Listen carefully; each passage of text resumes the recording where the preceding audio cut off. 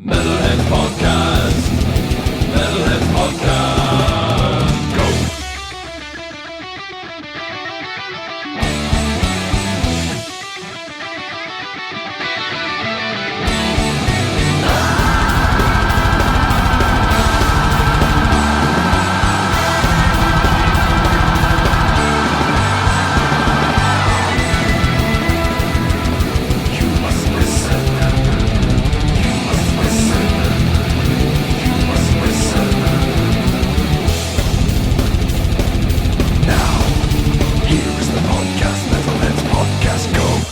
Hello and welcome to the Metalheads Podcast. My name is George. This is Jay. And this is John. And this is Andreas from Perihelion ship. And this is Jani, the former keyboardist of Perihelion ship. What? Thank you for joining us, guys. It's been about a year since we had you guys on to talk about your first album, A Rare Thunderstorm in Spring. And now you're back with your second album, To Paint a Bird of Fire. But before we go into the album, I want to shed a little bit of light on what you just happened to mention about the band roster situation. So what's going on there? During the summer we, I think, I'm not sure the date, but Jani mentioned that he wanted to focus on his work, and then he just actually conveniently found us a really good new keyboardist, and he's been playing from the beginning of summer ever since. His name is Pirkka Maksimainen, very, very strange name even for a Finn. And after a month, maybe after that, also our bass player Jouko also said that he wants to focus on his work, and he wasn't feeling so motivated on the band stuff. So, Jeez. And this is quite funny actually. The bass player from mine and Jani's old band, Velen, he's also my what do you call this? He was in the same university than me, and he texted me the day before Jouko, our old bass player, told me that do you have any bass playing position ready? And Jouko next day on Sunday, Jouko told me that he wants to quit. So then I just texted Mikael Aalto is the new bass player. Serendipity. Yeah. They're like rats leaving a sinking Perihelion ship. Yeah. You've been practicing for that 2 weeks. yeah, that's like my big moment. Okay, that's it. I'm out. All right. Thanks for stopping by, Jay. Yeah. So You can go now. despite Jani being a total poser who doesn't want to make metal anymore, we still And he's are only going to making let him be here. synthwave. So Jani's only making synthwave now.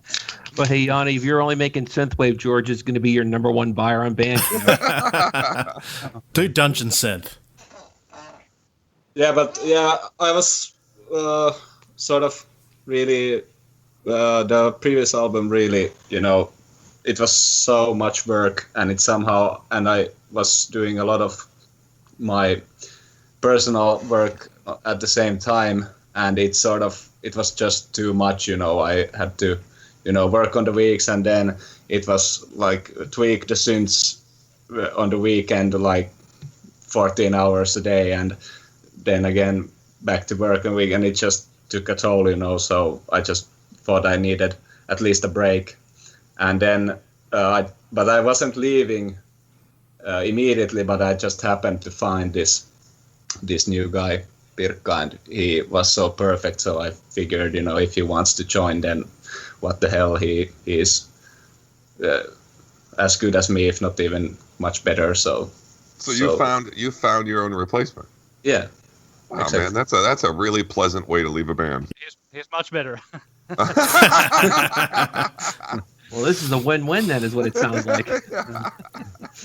So, like a year from now, when Jani gets the bug to start doing music again, he's going to start another band, and it's going to be called Perihelion Ship of Fire. Exactly.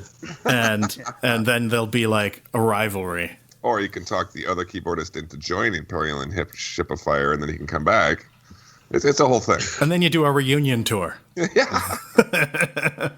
Well, it's nice of you to have joined us in any case, even though, and I can tell you, I certainly understand what it means to have a job that you have to do, and it's hard to juggle things. So I can appreciate the situation for sure. This is sort of your last hurrah. We were joking the other day that this was a script for your requiem that I was writing up for this episode. Making the you better Guardian joke. You better place the Blind Guardian song in the intro instead of that Throsan Blood guy. Good, yeah. Oh, don't be messing with my Joel.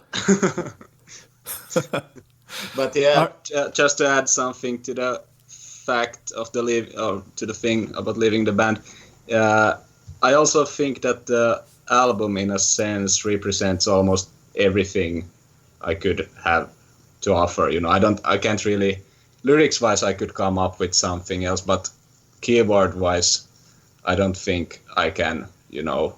That's like the pinnacle. Yeah, it's sort of like what Bill Bruford said about when he was playing with Yes on Close to the Edge, that he just didn't see how it was like possible to continue from that. And I think it's kind of the same deal, of course, because I'm comparing myself with Bill Bruford, which is totally fine, of course. But well, hopefully it doesn't end up like it did for Yes on their following album, Tales from a Topographic Ocean, because if that's the case, Bill made the best career move ever, in my opinion. Yeah, that's where answer is going. I have 6 20-minute songs ready. I mean, and that was a great fall too, because Close to the Edge is great. That's like the height of them getting a little fancy pantsy, but without going off into wherever they went after that. Agreed. Mm-hmm. Yeah, exactly. Yeah, the writing were perfect on that album. So. I know we've got a lot to talk about here, but I just want to kind of say first and foremost that I really like the thematic kind of continuation on the album cover for the new one. I obviously use the same artist, or maybe not obviously. Yeah. Okay. But it appears to be. Yeah. Yeah, So Jani can explain more about that, because Mikko is his good friend, and because also Jani wrote the lyrics, so he told Mikko more about the theme of the album. So yeah, let's elaborate a little. We'd like to hear about it. So I guess it's almost the same story that it was with the first one, that we sort of, the best way to describe is probably what you said, that it's a continuation of the style, sort of, that it would be kind of sad to see the watercolor painting disappear, because I think it's something we thought a lot about with Andreas in the beginning, because we like those, Roger Dean. Is that his name from Yes? Yeah, who did the Yes cover? Yeah. And overall, the sort of like really, how would you say? I don't want to say not artificial. Yeah. So sort of, I guess it's sort of an analog thing, if you think about it, because it's because if it's done digitally, with Photoshop and all that stuff, it doesn't really. Our roots are still with the analog. Hey, didn't you say that the album was all done analog, no digital? Of course, there was digital, stuff involved, but this was much more, much less samples and. Yeah, the drums are actually real drum sounds, no samples. We discussed this with Chris, the producer, and it's really good drum sound, especially, and no samples. So, it's awesome.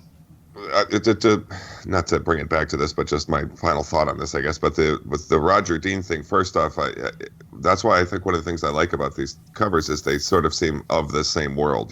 Like these could be going on opposite ends of the mountain here. The images from your album. So I like very much that you seem to be building a little bit of a world there. The dude on the first one's going, "Whoa, look at the naked lady."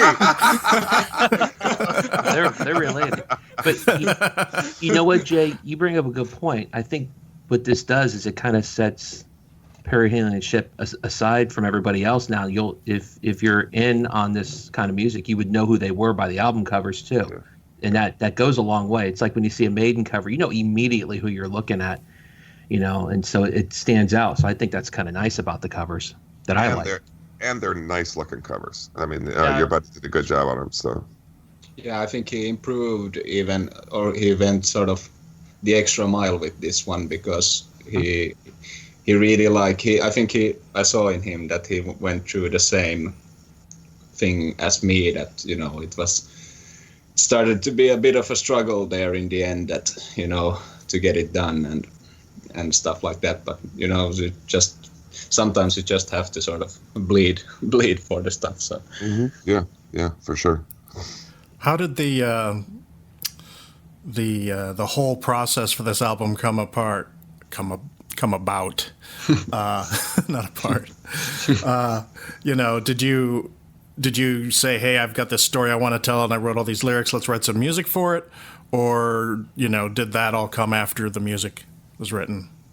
Note that this was 1.5 years ago now, so it might be a bit hard to remember, but maybe Antsu remembers. Yeah, I think it started, Jani wrote like maybe one verse or something, and it was the first, the prelude that you hear on the album, A New Sun Rose, Empty Alone. And then I started to write the first song for that, and I continued, and then I wrote the album, and it was, I think, the songs were written maybe last year, summer, midsummer.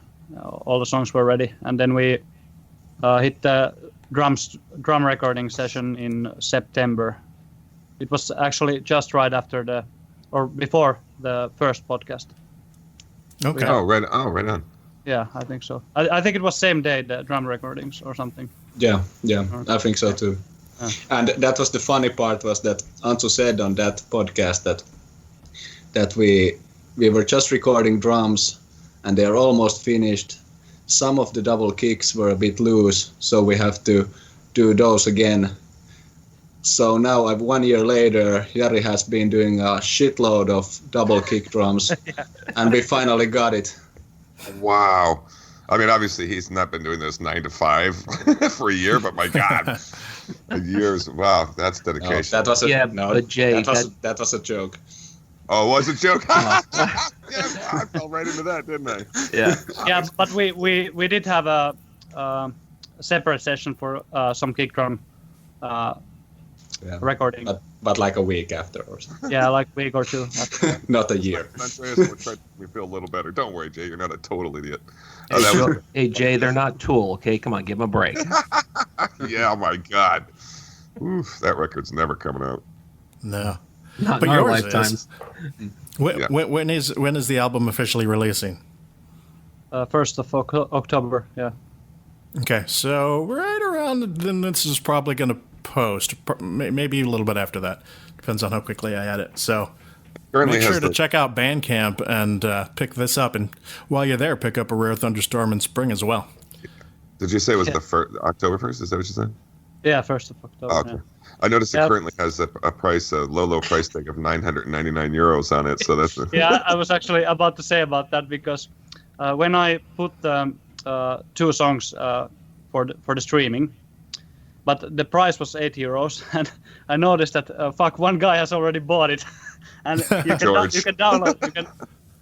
download all the songs if you buy it. But even though they are not streaming, I thought Bandcamp has this kind of no download option if you put it not on stream or something. Yeah. And well, I'm glad I noticed, because only one guy got it. So of course you have already heard it, because I sent it to George earlier. Yeah. So yeah, we've got it. Yeah, and we were lucky. We've been getting sort of piecemeal clips through the past year, just like, hey, here's an album cover, here's like some words, here's like a snippet of recordings, and it's it was satisfying to finally get the full thing and give it a listen, and damn, it's good. Yeah, it really is. Yeah, we should have started there. It's good. Yeah, we should have led with that. Yeah, I mean, it is. It's a very, you guys, I think it's a definite progression. For people who like the first record, they're still going to like this one. There's no question about that. I love it. I wanted to, before we moved on from it, how you mentioned you set the price super high on Bandcamp. That's funny because I just noticed the other day I was trying to fill in all the gaps in my Panopticon discography, and they released a song exclusively on Decibel.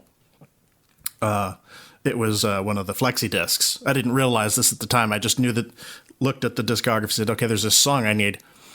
And I found it on Bandcamp, and it was part of a Decibel Metal and Beer Fest promo thing, and it was listed for $666. And I was like, did they miss a decimal point there? You know?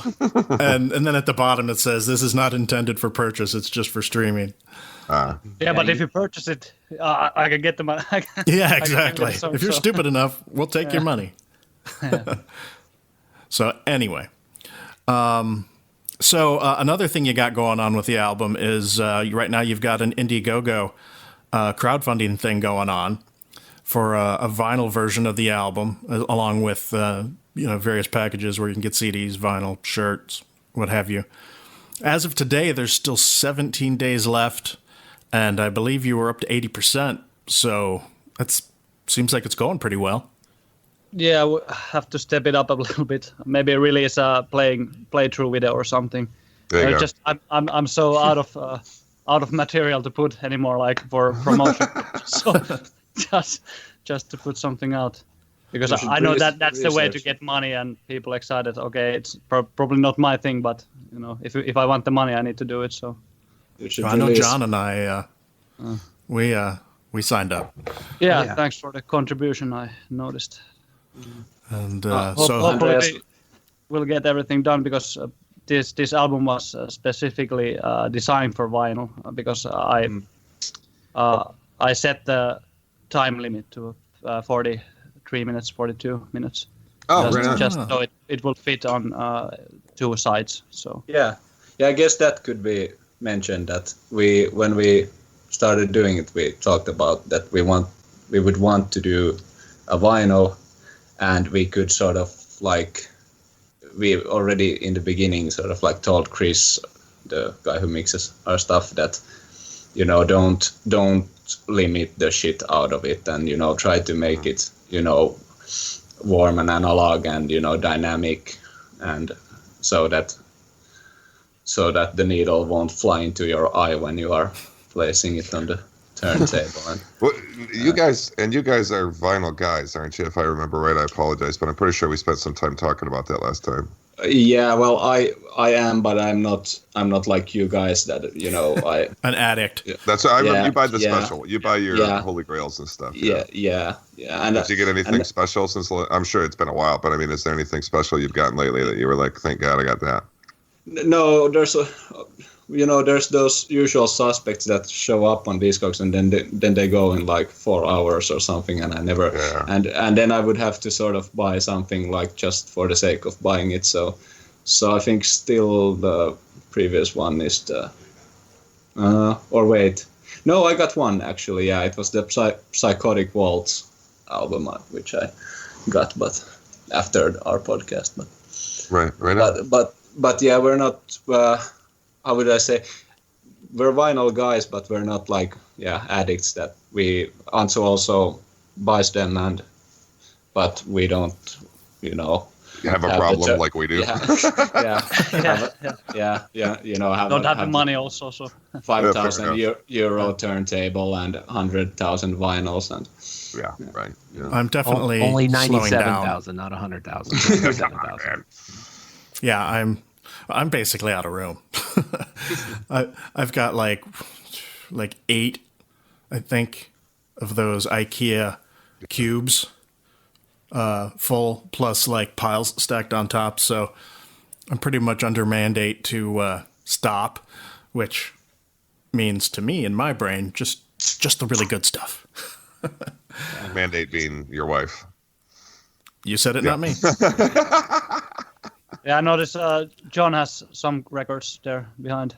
Oh, yeah, CDs here, and then I got my vinyls over in this little area over here.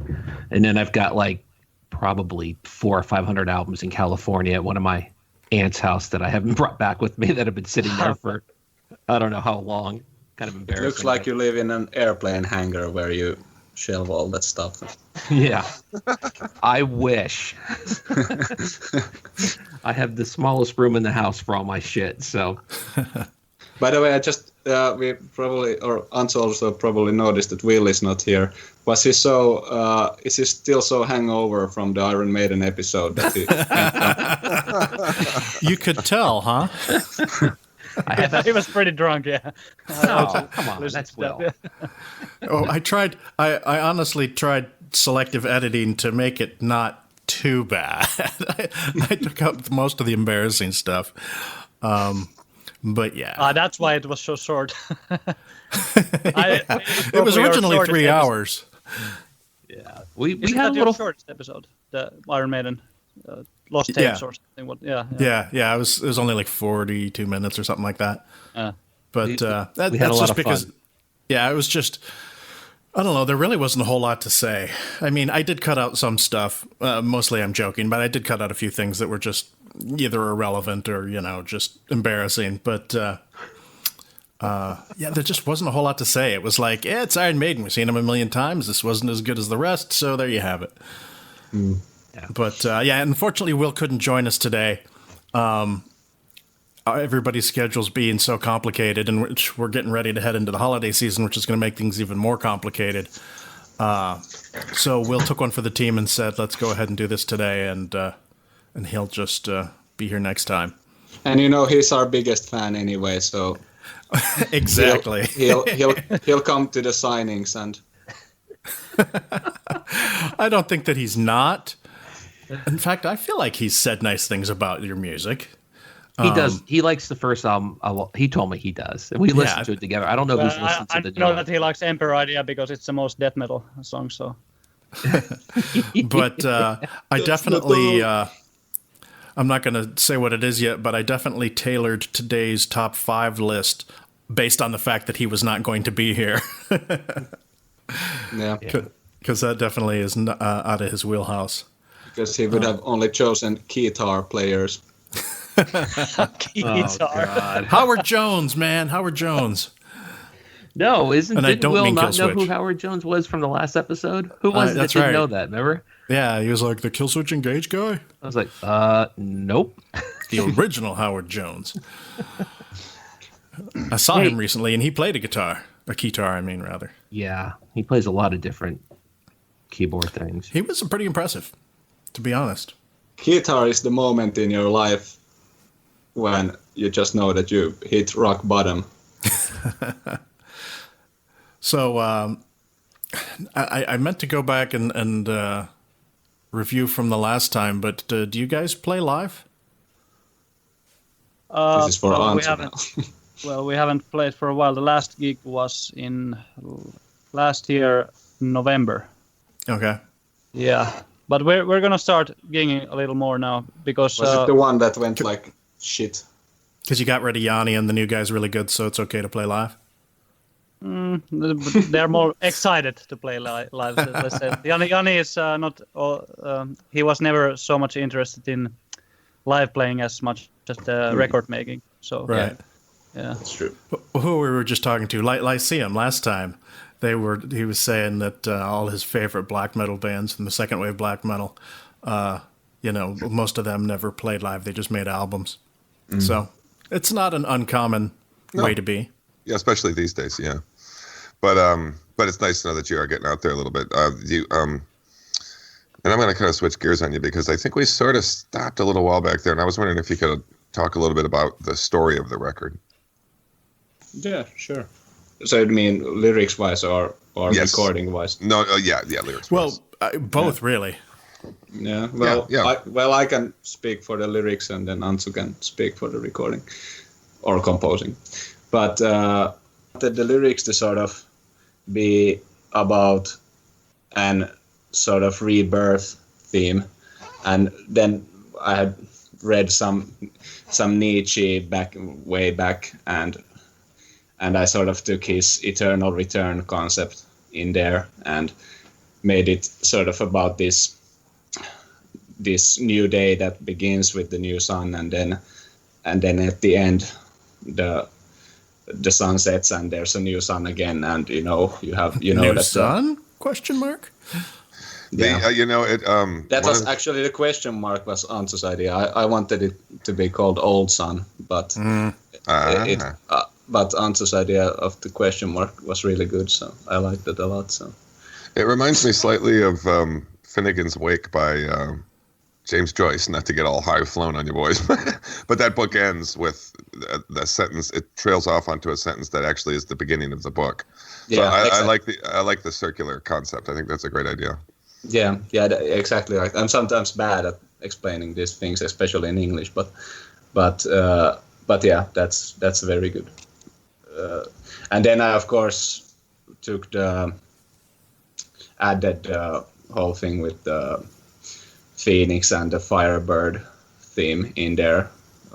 Well, because of the rebirth stuff and then of course there's tangents. I can't. The thing I noticed when we decided with Antsu that this could be a concept record. So the thing I noticed with the lyrics was also that sort of like halfway that it's impossible for me to write a like totally plot driven concept album. It's just it becomes that sort of. Well, I see it a lot with Dream Theater and some other bands that it becomes this like, now this guy said this and this, and it doesn't feel natural at all. So some stuff just has to be vague and obscure and you just have to sort of like piece it together by yourself, and maybe everything doesn't even make sense. But in the end of the day, I'm really happy with how they turned out. I was afraid at first that I couldn't like get it together, that it had gone on too many tangents, but I think if you read the lyrics and with the music and really like focus on them, then I think you will get it.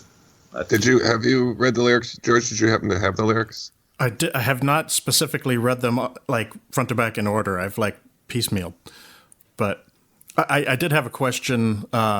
When you write the lyrics, do you write them in English, or do you write your ideas down in Finnish and then massage them into English? Yeah, it's in English. It's in English only. I don't.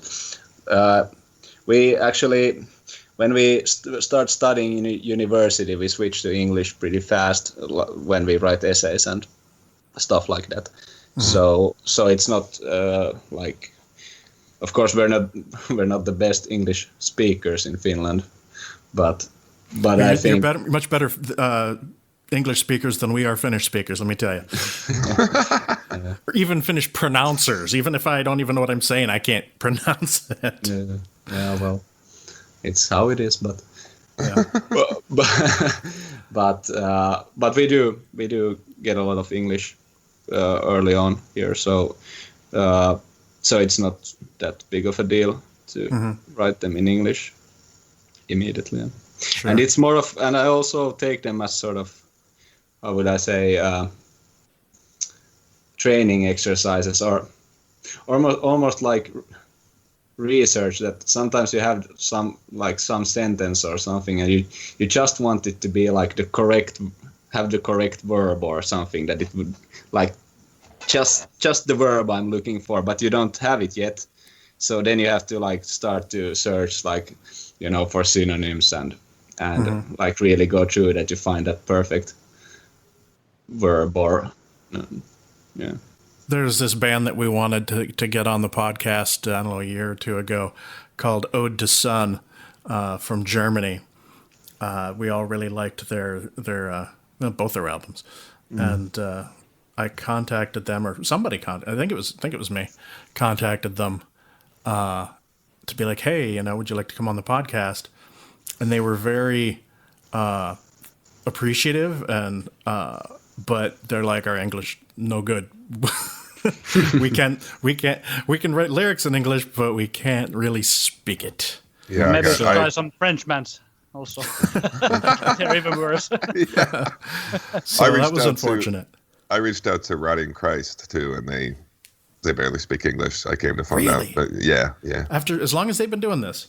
Yeah, They're Greek, aren't they? Or Yeah. yeah. Or at least Wow, the guy I reached out to barely spoke English, he was like, I can't. We're not going to do that to ourselves. Yeah. All right. Oh, another question related to lyrics. Now that Jani's gone, is the new keyboard player going to take that up, or who's going to do that? It's always the keyboard player. That's that's totally actually, up Jani to has, on to how he wants to do it. I'm fine with writing lyrics if he needs, but I of course understand if Andreas wants to take a stab at it by himself, because he's never done it before, so it might also be interesting. yeah. So you could be kind of like Immortal, where the one guy quit, but he would still write songs for him. They'd have that thing going on, or I don't know. Like I didn't know that either. Is that true, George? Yeah, no, there was somebody in Immortal, and like I think he might have been like a guitar player or something, and like I don't know, he had trouble, he couldn't play anymore or something, or he just didn't like touring something, and so I thought he still wrote words at least for a while. I think actually maybe a better example, not to say your example wasn't good, George, is maybe somebody like Sabotage, where John Oliva was in the band, but then he left for a while, but he was still writing music for them and lyrics, but he wasn't playing with them. He did that for a long time. I wonder if he's going to be on anybody's list today. No. Maybe. Anyway, sorry, Andreas, I think cut you off when you were going to talk about what you intended to do. Yeah, well, Jani has already offered, as he said, that he can write something or help me write or something. Mm-hmm. But I don't have anything. I have one song halfway written that is instrumental. So that's an easy one. So what's next for Perihelion Ship? I mean, you said you're going to try and play some shows. Record comes out the 1st. Yeah. What happens next? Well, we have to wait, and we play some shows this winter, and maybe I already actually got an email from one guy I know that wants us to play in a small festival. Oh, cool! I think it's in like maybe spring or something. Is it in Finland? Yeah. It's related to the Technical University of Helsinki. Okay. So, You say Tuska Open Air? Do they still do that? Tuska Open. Yeah. Well, we would like to play there. I can guarantee that. Do they still do it? I haven't heard anything about it. Tuska is every year. Yeah. Yeah. Okay. But it's really expensive. I think the 2 or 3 day ticket, it's like 117 euros or something incredible. Yeah, if they get to Tuska, I might be back in the band. Yeah. Then we have 2 keyboardists. Hey, Stranger Things. Hey, if we could get back just real quick to the album music-wise. You guys said that some of the material was written last year, and when you talked to us the first time, was there anything that was left over from the first album? Was this all new material when you guys started writing it? Because one thing I noticed on the album that I thought stood out a little more, on this new one that stood out from A Rare Thunderstorm in Spring, is that there's some more defining moments on this album. Specifically like at the end of New Sun, and then there's the riff in on the second side, because we're talking about vinyl here, so it's on the second side of the album, Wind of No Echoes. You guys have some very defining moments that stand out that I've listened to this a ton. George and I've been talking about this a lot, that there's just certain moments that I look forward to now on the album that they're going to come up, that I'm going to get to hear them. And that I guess scream. I guess my best example, and I know George and Jay would know what I'm talking about here. If you ever listen to Leviathan by Mastodon, they have these defining riffs on some of the songs. Like at the end of Blood and Thunder, you just wait for that riff to come up at the end. Yeah. And I noticed that you guys have a little bit of that here. So I didn't know if there were some moments that you guys had left over from the first album, or if this was all just new material that you guys were just kind this of was all new, basically. Okay. I don't really. Although Anto tends to sometimes write a riff that he really early on that he really wants to be on mixed materials. I think I've heard that new song main riff like now a million times, and I can't hear it anymore because I've heard it as MIDI and I've heard it as Demo and yeah when we recorded drums and 6 different demo sounds and.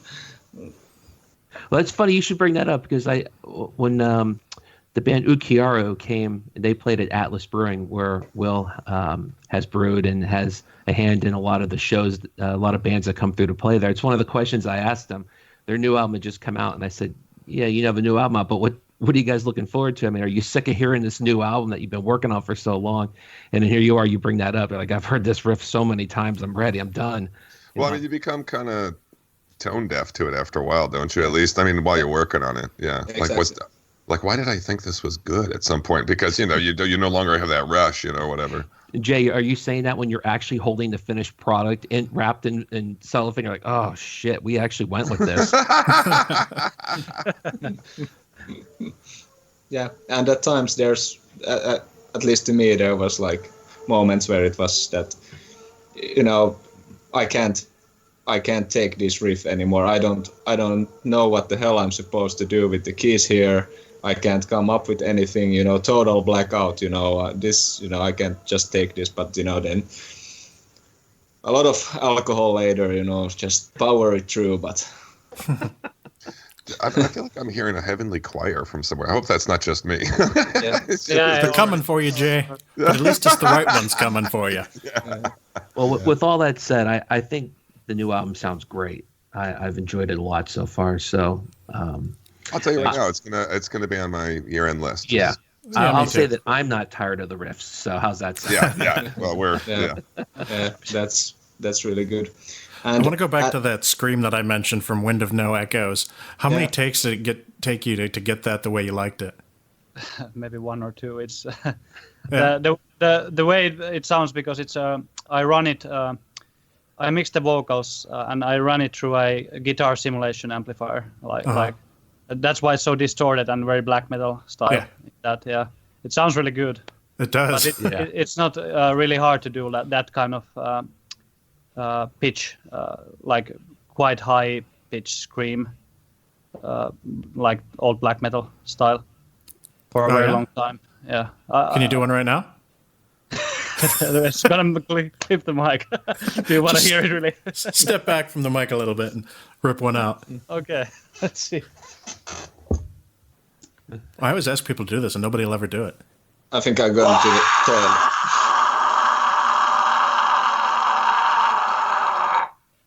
fuck. Get it. All right, and there's That was your, awesome. there's your clip from the new album coming out.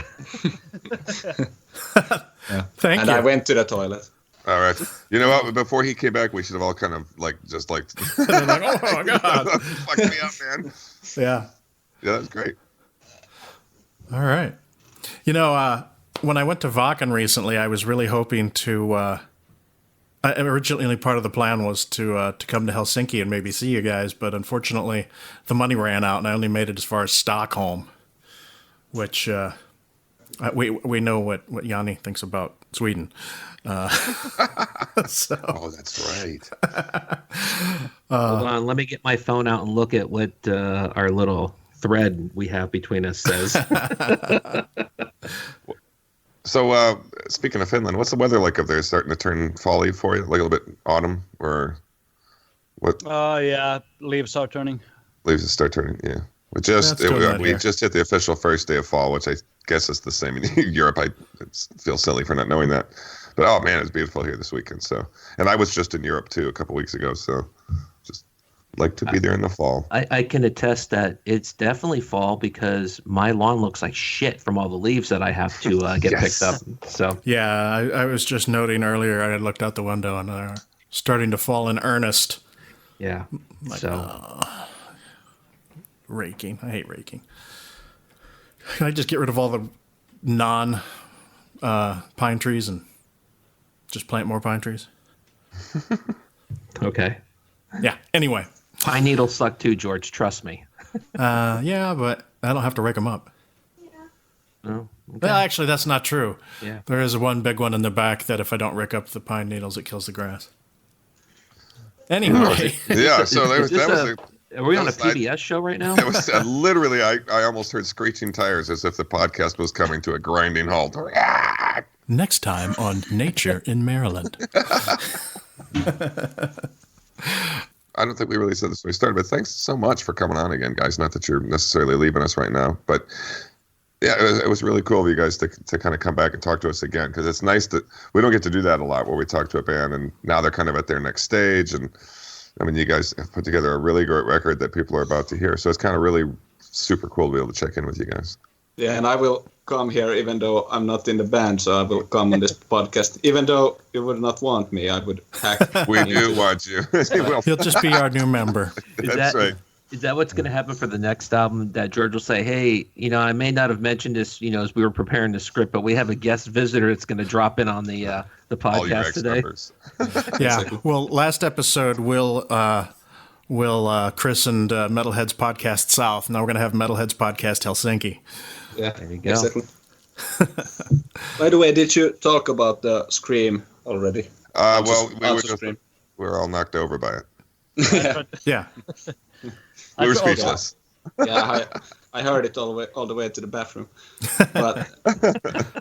But I wanted to say about it that we thought about, because the way I had thought about the lyrics there would be the sort of that it would have been a sort of really like agonizing thing. So there's I don't know if you know the Scream, but Birdsam does it on the early records, where it's almost sort of I don't know if it's a scream even. It's more of like a high-pitched yell or something. It's that sort of like torture shriek or something. Yeah, it's what also John Hong does in Agalo a few times. Yeah, on a few songs. Black Lane Yeah, song.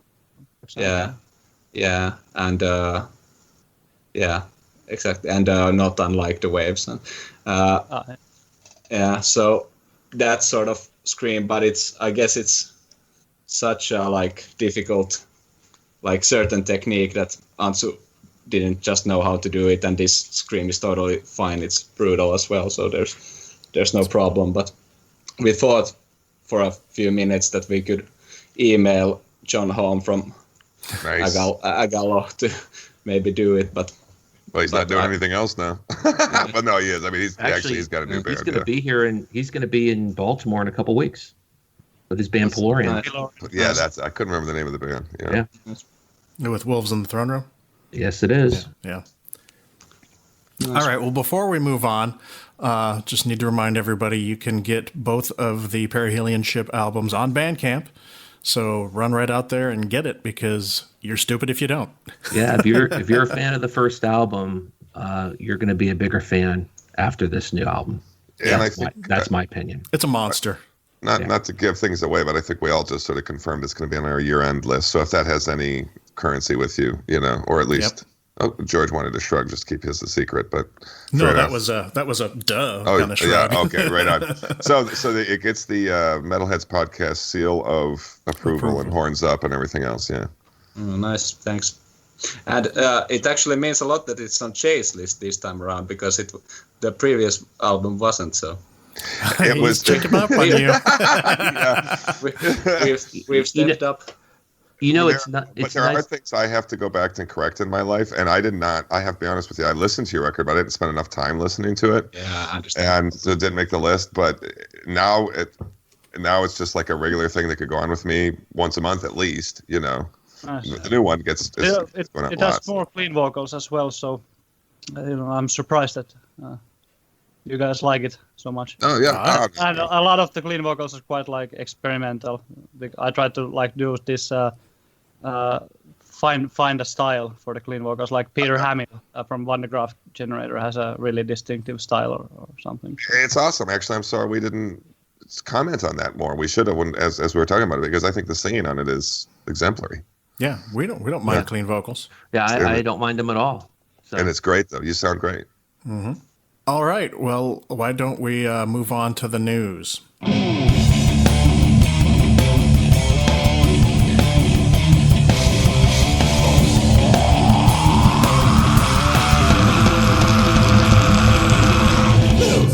So I'm adding something last minute to the news, and it's going to be a bit of a long dope smoker style rant. So bear with me if you need to go to the bathroom or whatever.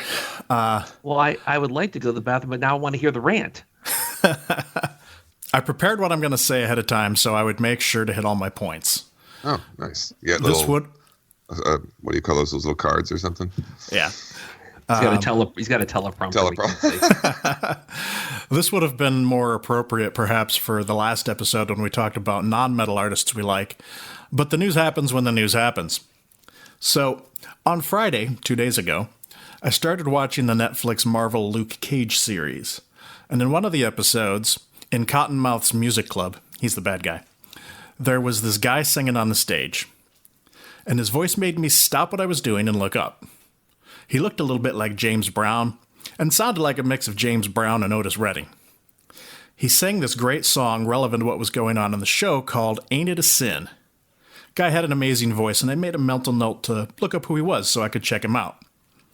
Yesterday rolls around, I'm on Facebook, and Chuck of Chuck and Godless from the Metal Podcast posts, not the Metalheads podcast, the Metal Podcast, posts that some guy named Charles Bradley just died. I looked at the picture, and it was the dude from Luke Cage. I couldn't believe it. The day after I learn about this amazing singer, he's dead.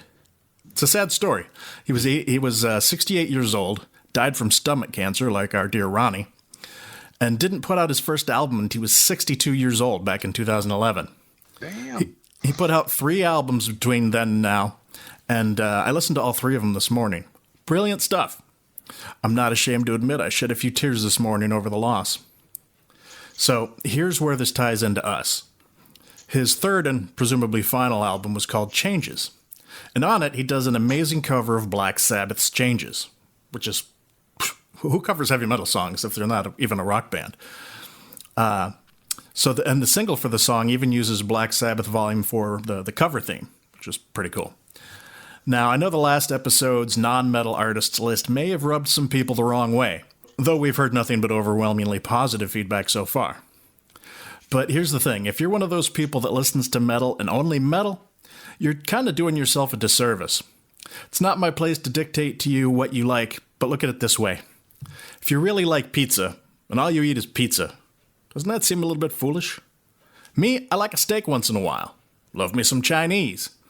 Now, I'm the first one to admit that there's a lot of crap out there, cookie-cutter pop and rock music, and we've always railed against that crap.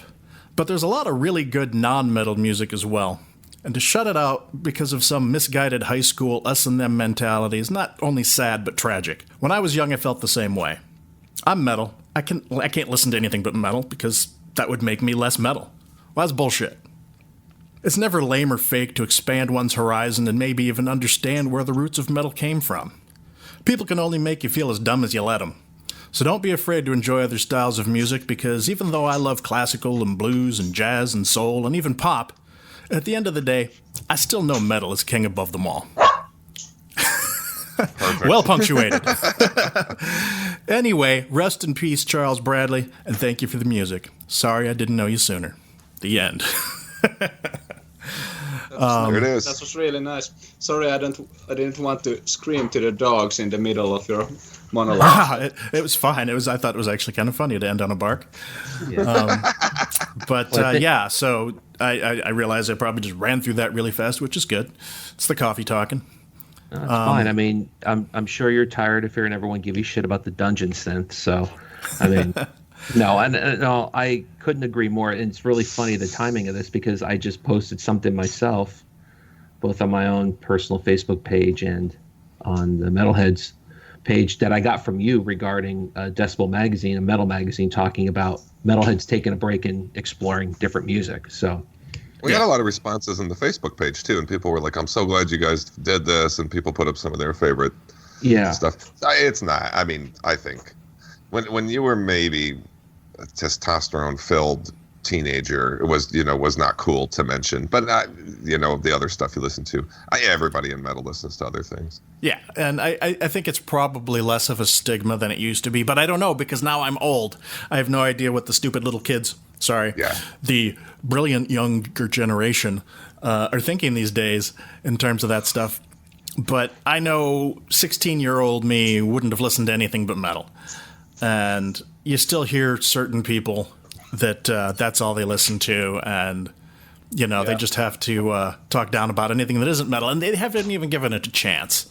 And actually, let me ask you guys over there and on the other side of the water. That's not such a thing in Europe, is it? I mean, in Europe, I think people are a little less to condemn you if your tastes are a little broader than just metal.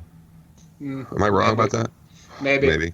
But we of course only can say for Finland for the most part, where it's more like, where it might be more, but then again we got a lot, of the Finnish culture, music, and which is in Finnish again, and Finnish rap and Finnish pop and stuff like that, and I don't know if it's the best thing to be also, I just listen to Finnish music because, everything from the, everything foreign is bad. So I don't know. I think to me, it's mostly that, how would you say it?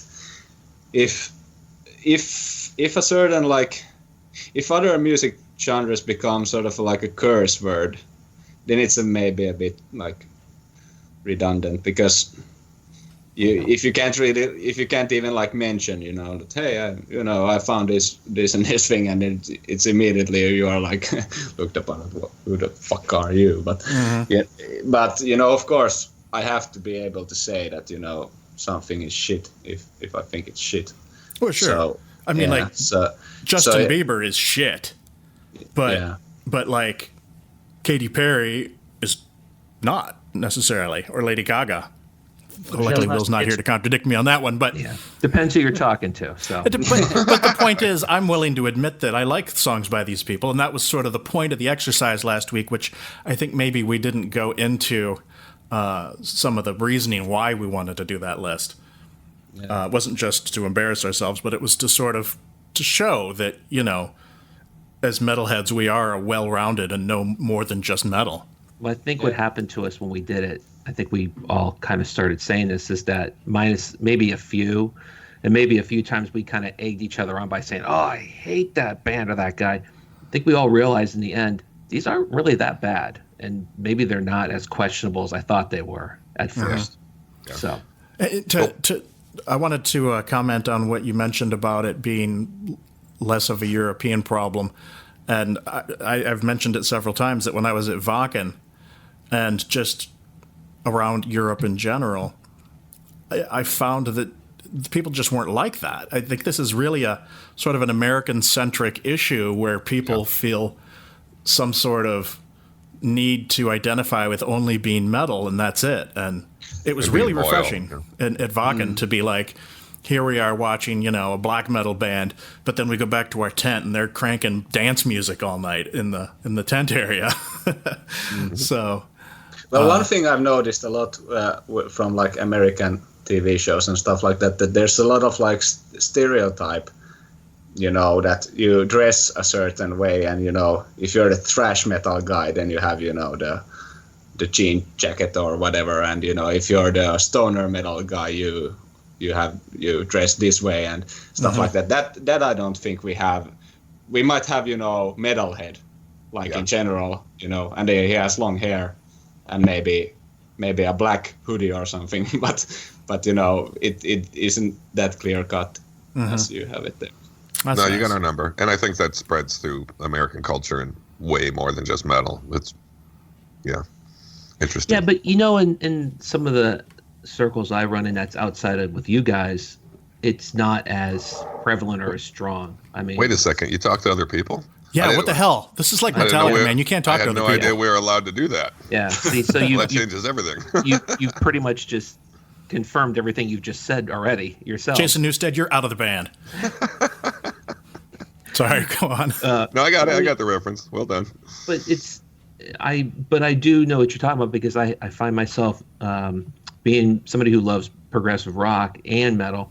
I find myself caught in the middle sometimes of if it's a metalhead listening to progressive metal, they hate the prog part, but they like the metal part. And then conversely, if it's a progressive rock fan listening to it, they'll love the prog portion of it and then they'll hate the metal. So I do notice that a lot on my there end. are a lot of those kinds of people. Or at least you can find it on the internet forums. Or Oh yeah.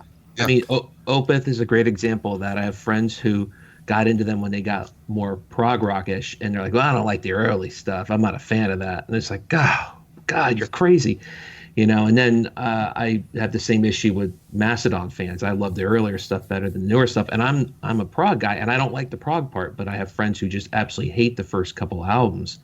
So I think I see a lot more of that as opposed to somebody who won't listen to something that's a little different, at least from my perspective. Yeah. We should also go on the record here and say you and I both dislike the new album, the Mastodon. Which one? They just put out the another EP one. or the Yeah, that's that coming one. up. We'll get I to haven't that. heard that one yet. Yeah, I haven't heard it either. But yes, Jay and I would agree on we're not fans of the last full-length release. Yeah, and that's a cool. But what I love, for example, about John here is that, you know, you have been through like the 70s and, you know, the golden prog rock age. not to say that you're old, but you know. Oh, I'm old. but anyways, but you still like the no good. Get off of my lawn. I tried to find one that said that.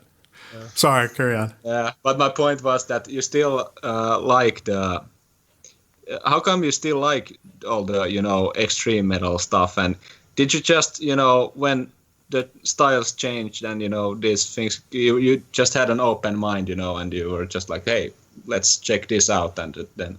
Yeah, I think for me at least, because I'm still a few years older than George and Jay, when I got into music, you know, it was, you know, right off the bat, it was Black Sabbath was really big and Ozzy was really big, you know, in 1980, because they had these comeback album kind of thing. But at the same time, you know, all these prog rock bands were making so much, their kind of comebacks, be it some of the worst music they've ever put out before in their careers. But I kind of got both worlds at the same time. And we didn't have the exposure to music. You know, it was FM radio and that was it, you know, or your friends.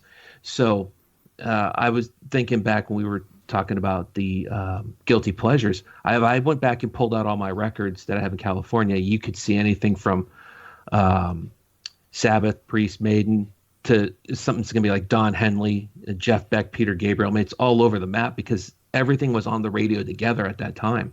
You know, I identified more with radio stations sometimes than I did with bands because I wanted to find a station that played my music. Whereas today, I think you can hone in a lot easier onto one specific type of music you like, and you'll just never leave that world because it's at your fingertips all the time. Yeah. But I was stuff asking. also out there, so you can sample like more bands and. Yeah. Yeah, but I was asking because I see a lot of it. For example, in Prog Archives, you probably know the site. So I see a lot of the sort of mentality that, you know, it's the sort of people who they got into, for example, Prague in the 70s, and they stayed there. They never came out. You know, everything new is shit. So you know, it's always the next generation is always shit, and then they talk about their parents who, you know, hated their music because they like Led Zeppelin, and Led Zeppelin was always screaming, and then those parents were being shouted for listening to Sinatra because Sinatra was devil's music, and it's always the sort of cycle repeats. It's the eternal return. Yeah. You know, Well done. Yeah. But That was people better like than us we- break that cycle. It's But the new sun. I have a. Yeah, I actually- think I can answer that real quick, not to cut you off. I'm sorry, I don't want to forget this because I am old, so I forget things really That fast. was a nice little callback to the album, by the way. Yes. To answer your question, yes, that's one thing I dislike about Prague. I absolutely almost detest that mentality of, people won't leave the 70s. I was a Marillion fan when they first came out, and Marillion was kind of a dividing band at that time because, they sound too much like old Genesis. They're ripping them off. It's neo-prog. And I was like, this stuff's cool, but so is old Yes and Genesis. I like them both. And so I kind of skipped right over that, staying in the 70s mentality immediately because I liked some of the 80s prog, you know, which now I hate most of it because it sounds like shit. But at that time, that's what happened for me. I didn't stay in that. So. I think John's a bit of a tool, dude. Jeez, Jay. Jay couldn't have said it any better. I think John's a bit of a tool, dude. Oh, that's good.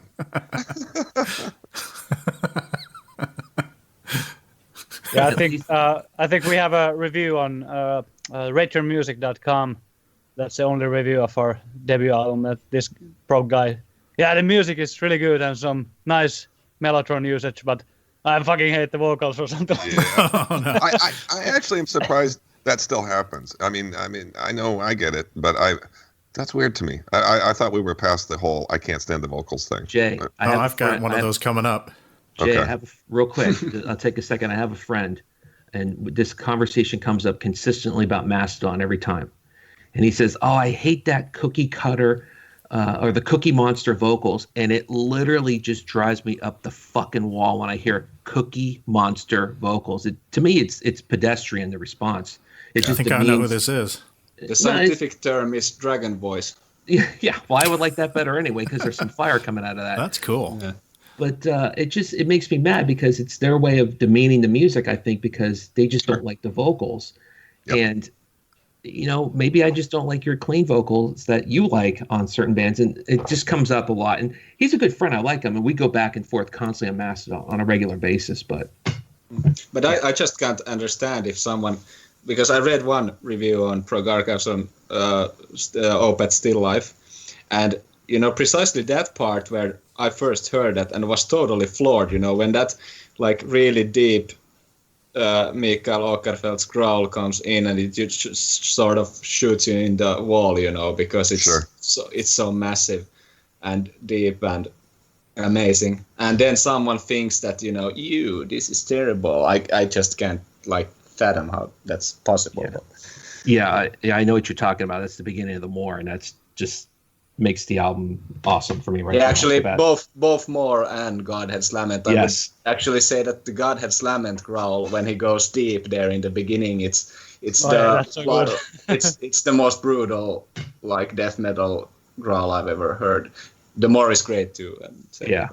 Well, that whole album is just great, so we'll just leave it at that. Yeah, exactly. That's my favorite too. Yes, it is. Not that I get to count because I'm not as much of a fan as you. And I'm not even that big of an Opeth fan. Yeah, but now we can go on to start bashing new Opeth. So I don't mind it. It doesn't bother me. I'm not as a super fan of it, but I can still enjoy it for what it is. You can't do the same thing over and over again. So. I actually remember a year ago when we were on the podcast, the album had just dropped, Sorceress, and you had heard it because you got the promo, but we didn't. Mm-hmm. And you told us that it was really, really a step up, and really positive. Did you guys ultimately agree with that? Well, I think there's two really good songs on there. Yeah. Chrysalis and Era, but there's also Opeth's worst song on there, which is the Wildflowers. I can't stand that song.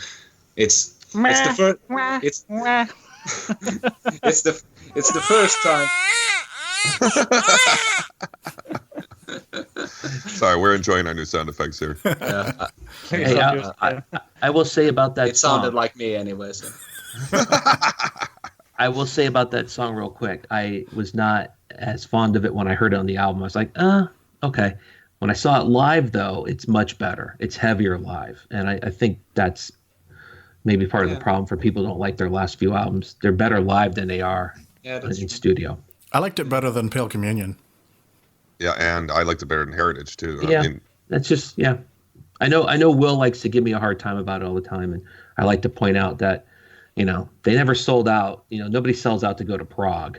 I've never heard of anyone doing that ever. Yeah, so, Era is a fantastic song. I listen to it maybe once a week or something. And Chrysalis as well. But I love that song a lot. Yeah. So to each their own, I guess. So. But I just hope he would now that he's experimenting with so much stuff, that he would find some sort of direction also for the albums, because they're so hit and miss now. He goes from place to place, and it doesn't really feel that he has this sort of vision how a certain album should, sound as a, cohesive whole. like Still Life, for example, or Ghost Reveries or Blackwater Park. It's more of like this. Now I'm really liking Jethro Tull here. Let's do a Jethro Tull song now. This is true. And then he jumps to the next inspiration. And yeah. Well, now there's a man who's got a record collection too, by the way. I'd like to spend some time on that. Man, does he ever have a record collection. That's a house I'd like to break into. Yeah. Or be invited into. Yeah, just call him, hey, can I check out your records? But mostly breaking out. Yeah, that's probably my best shot, yeah. All right, well, to rein us back into the news, I know it's me that took us on the tangent, but yeah, so the original opening news item was another death. Quorthon's father and the guy who is the owner of Black Mark Records, known affectionately as Boss, has also died. Yeah, I don't know a whole lot about the guy. There was always sort of an air of mystery between Quorthon and Boss. Like there were rumors that he was his dad, but then there was denials, and it wasn't until Quorthon died that it was confirmed that he was actually his father, which was interesting. So I was sorry to hear about Boss's passing. He wasn't real super old, was he? He was like 60. I didn't catch an age. I saw it wasn't like something came and got him. Let's put it that way. I mean, he didn't just die of old age. So he must have had something. I'll look it up. Yeah. That's what I thought. I thought I read that there was something going on. So, and I read like at the tail end of the article, it said that in an interview somewhere, I don't know how recently, he had mentioned that there's all kinds of unreleased Bathory material in the vaults. I'm wondering if now that he is gone, somebody's going to go, hey, let's cash in and release all this unreleased Bathory stuff. Yeah, maybe it sucks, but, we'll see. Maybe it doesn't. Yeah. So, another thing that happened, the Infant Annihilator catalog was removed from Spotify for being deemed too offensive. Wow. Which is strange.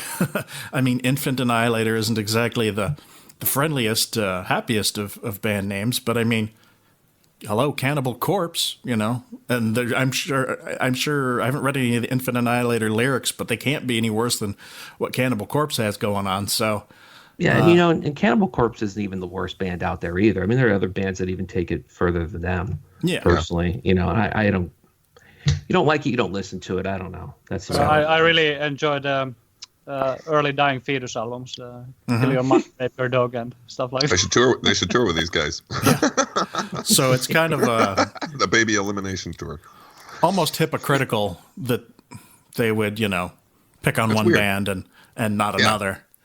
Well, in this day and age. And there's other genres of music, without naming them, where they say some pretty, I'm not going to say offensive things, but I kind of just scratch my head like, man, I can't believe that this is these are the lyrics and you're getting away with this. Yeah. But it's metal, so it's easy to hone in right away. So yeah. Well, it's gotten them some attention, I guess. Well, there was that other article that John pointed me towards. I didn't put this on the list, but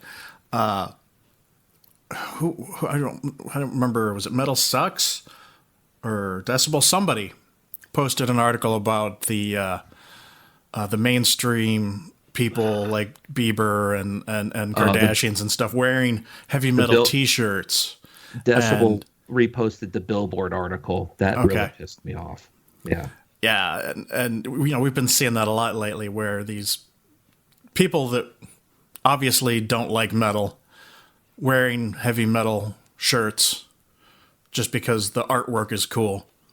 And I think the article was speculating that, could this bring heavy metal back to more of a prominence because now it's dangerous again. Yeah, I think those people wearing those, it's not even the artwork. It's the rough equivalent of wearing like a Hells Angels T-shirt or something. It just kind of makes you look, or Harley Davidson T-shirt if you don't have anything to do with motorcycles. It's just... They think it looks Motorhead cool. T-shirt for that matter. Yeah, well, that's the big one. I mean, Motorhead. I think I can go on record and say that this is probably, outside of maybe Lady Gaga, who claims she's a metalhead or likes some metal. I believe it. All these people that are wearing these shirts, specifically, like you said, Bieber, the Kardashians, they're not picking these clothes out for themselves. These are their stylists, their publicists are all picking this out. What makes them look good? What makes them look like they're on the edge? And that article was referring to how the music industry now, which relates to, i.e., big labels, are taking notice of this. Now metal's going to make us some more money, so maybe it's relevant again. And the answer to that is no. It's always been relevant. It's just metal chose to go about it a different way. You ditched us. So we took care of we took care of ourselves. There's umpteen numbers of way to get music now. I will survive. There's actually a bitter irony though in this to me, which is that in particular, some of the people you mentioned, what they've been photographed wearing is Metallica shirts. Which, if that's your way of trying to be edgy these days, you're off the mark, dude. Yeah, exactly. I saw a Kardashian photo, and she was wearing something like. Didn't she have a Slayer shirt on or something? No, it was like a hoodie. That's a little better. A hoodie. It was somebody. Every time. Sorry, didn't mean to cut you off. That's all right. I can't remember, but it was somebody really heavy, like a death metal band. And when they start wearing Burzum t-shirts, I'll start paying attention. Yeah, I was just about to say that every time my stylist says that I need to wear this Metallica t-shirt, I just say that it's time to get a new stylist. Yeah, it's time to not have a stylist. Right, and then the next thing you're followed. Yeah, they told me to put on this Catatonia Society shirt, and I thought, what the hell? Why not? And my career tanked. No, I'm the most uncool guy. That hoodie has been coming over all the time. But hey Jay, I think you would go ape shit if you said, "Some celebrity had my shirt on. This is awesome." Yeah. I wouldn't care who. I can put the Catatonic Society shirt on. Give me your. Well, give me your. Give me You your. should also Give me your invite stylist I'll send him one. Thanks. You should also invite the Russian guy from your band. What's his name? Sergey. Ukraine. Yeah. Ukraine. Yeah, I really loved his accent. accent. Still listen to the show, and you cannot say he's Russian. Sergey. Yeah, that was Oh, bad. damn it. You have to cut it off. Edit moment. No, leave it. I want him to hear it. I need to make a correction. He's probably going to call me out on it because in the last episode, I mentioned that Sergey said that Mayhem sounds like a chainsaw, and I knew as soon as I said it that was wrong. What he actually said was it sounded like an air compressor. So sorry for misquoting you. Hey, one little thing for me. I actually really do like Catatonic Society. I'm just having a little fun. Me That's too. all. So Yeah. Well, if we'd ever make another record. well, I'd wear a waiting, T-shirt if Jay. you gave me one. Ah, that's right. I do have some people some T-shirts. Well, first I got to send one to Jani's stylist, and then let me see what I can do. Yeah, I can give you the credentials. Right. It's pretty, elitistic stuff. I don't know if you have the money, but we can put some like diamond sparklies on there. Jay, you're laughing now, but then you're going to come to us in like 6 months and say, I don't know what's going on, but man, we're moving up the charts in Finland right now. And yeah, that's right. Those Perihelion ship guys hooked me up. Yeah, I know some people.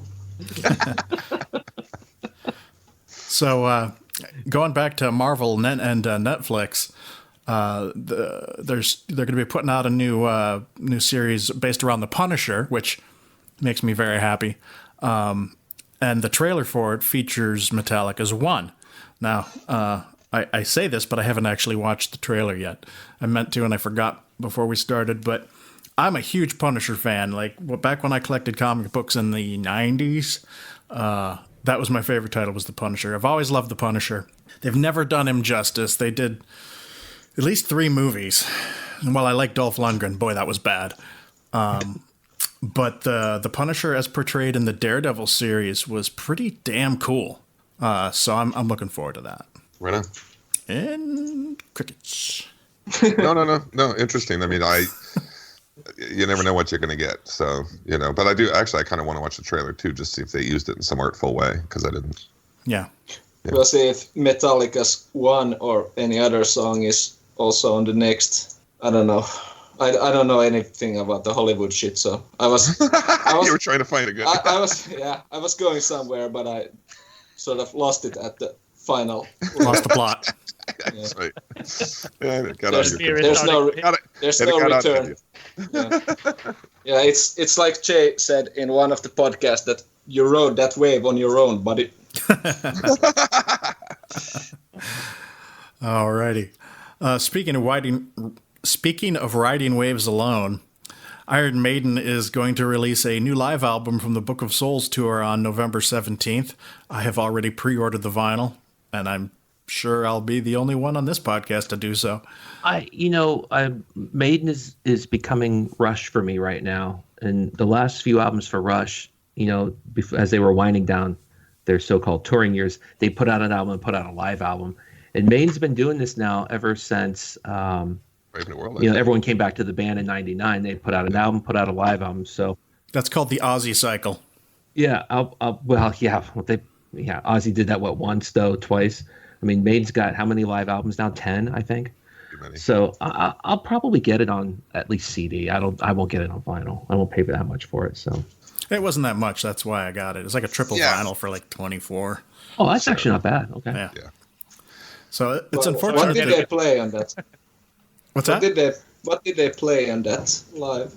The same 8 songs they play every year, and I'm not trying to be a jerk. And then, a few things. I think they did a good few from the new record. They did. They actually left off some of the standards in favor of some of the newer songs, which was, I think, a lot of people's gripe. I know that Will wasn't as pleased with that. Actually, Jay, I think they did bring back a couple of tunes that they hadn't played in a while. Not many, but a couple, like Children of the Damned, I thought. Children of the Damned, yeah. That'd be the key. Man. That's the best Iron Maiden song. Yeah. Yeah, but you can't find a better live version of it than that Beast Over Hammersmith, though, John. Oh, I mean, it's... Yeah. I mean, it is so good. This was a memorable tour because, remember, they got in trouble. Well, they get in trouble. A resurfaced issue came back up about Hallowed Be Thy Name, so that wasn't on the tour because there's the pending second lawsuit regarding it. So, and that really kind of taints the song for me. I'm like, I don't even want to hear it now because I'm like, it's just kind of yeah. I mean, I want to make sure that we get all the story once this thing's settled. That we're going to find out. Oh yeah, he agreed to pay to use that, and be like, oh, well, this is all bullshit. Then it's whatever. We'll see. I think if that had been the case, that he had actually gotten approval ahead of time, we would have heard that about already. You would think, yes, I agree. But you never know. By the way, what do you think about the Book of Souls album? I don't think you. I liked it a lot. Nobody else seemed to. I'm indifferent on it because I thought they could have pared it down considerably. There are songs on it I like a lot.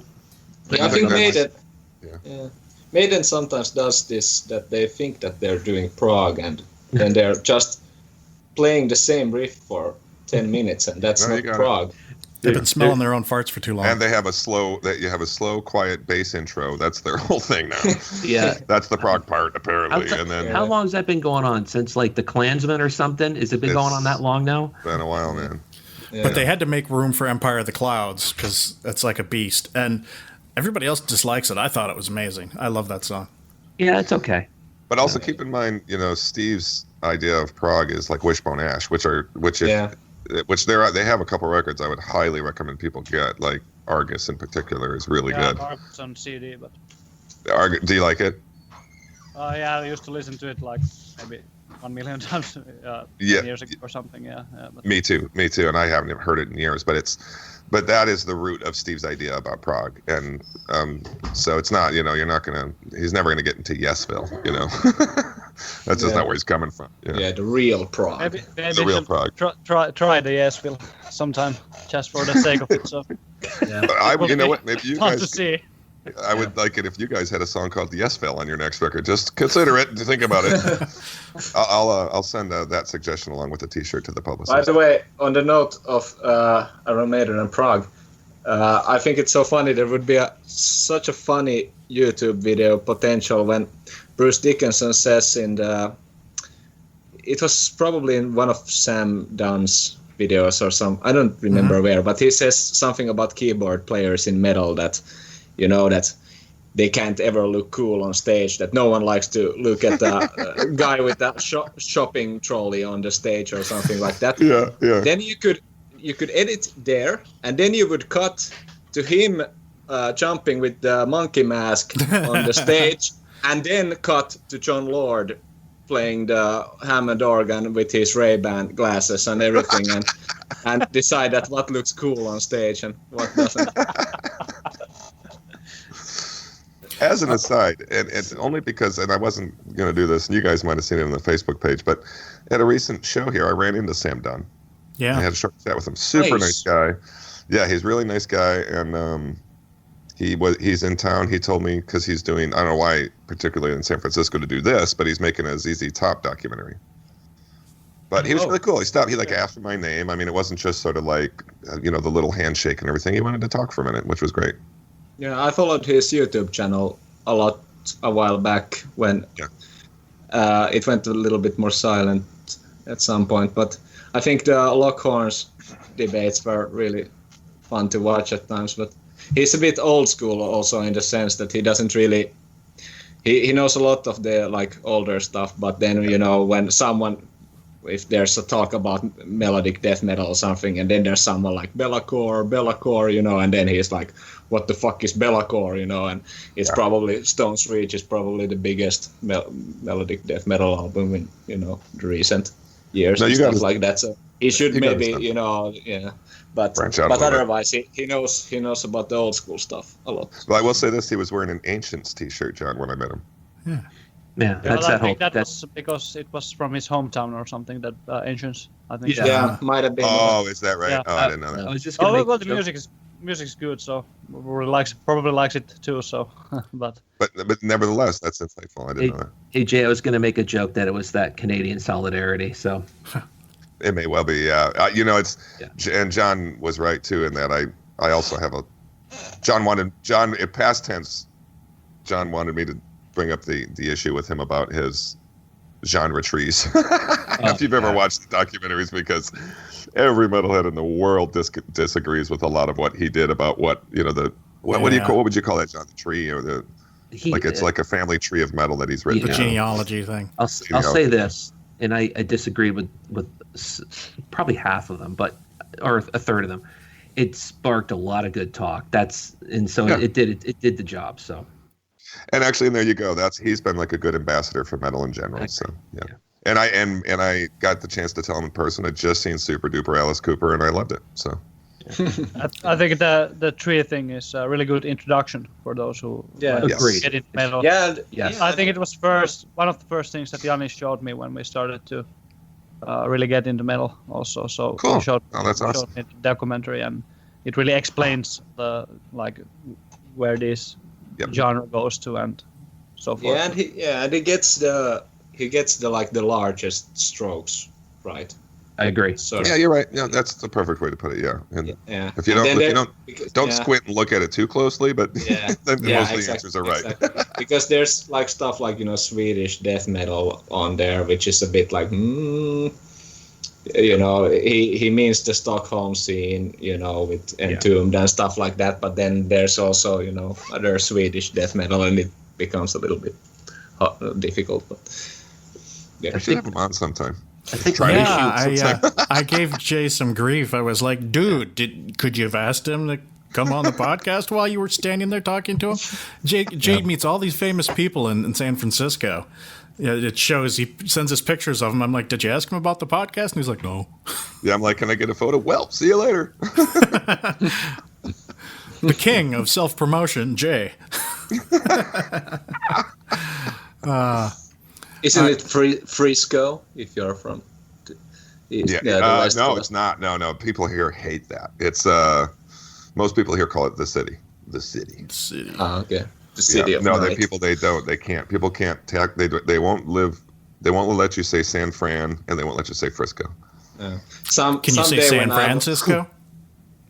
Yes. Or San Francisco? Sure, if you like. Someday when I have a lot of money, I will travel to California. You have a place to stay. Buy a 80s car, and then listen to synthwave through the night. Yes. And that's perfect. Yeah. I'll leave it at that. You can figure out the rest. Yeah, well, you'll have a place to stay. So it's too bad that Will's not here, because this next item is about Cannibal Corpse. They just released a video for their new song "Code of the Slashers," and boy, is it violent! I liked it though. It's also kind of not arty, but it's sort of like it's a slasher like movie. it. It's for well sure. done. Yeah, But it's just basically is it these as- guys. What's that? Yeah, is it as good as the Slayer, the Jailbreak video? Yeah, that was pretty It's violent as good. too. Okay, I have to see it. Yeah. it doesn't have the budget of that, but it's pretty bloody. Yeah, that's just these guys with like these weird looking guys with like headgear on, driving around in a van looking for people to kill, and they see these people walking down the street and they chase them down and basically murder them in a field. They're like, the knife going up and down and blood spurting everywhere. I was like, wow, that's pretty graphic. But it's not nearly as gory as this video that just came out. The song is Baphomet. I'm trying to remember who the band was. It's a band we like, some of us. Mm-hmm. Give me a minute. What was it called? Baphomet is the name of the song, but it's Belphegor? yeah. Yeah. Did you watch that? That's a pretty. I rough have not video. watched it yet. I saw it, but I haven't gotten to it yet. Pretty bloody. Pretty bloody. Time, and I really don't have anything against him. I just like giving Will a hard time, like he likes giving me a hard time. About I Opeth, love but him. One of the best parts of Metalheads podcast is the part when John and Will go on about Cannibal Corpse and Opeth. It is, yeah. It's worthwhile. It's always the popcorn is ready and Yeah. and I always enjoy pointing out that Opeth played Radio City Music Hall, and that I would help Will sell out his basement for Cannibal Corpse. So yeah, exactly. I think John's a No. bit of a tool, dude.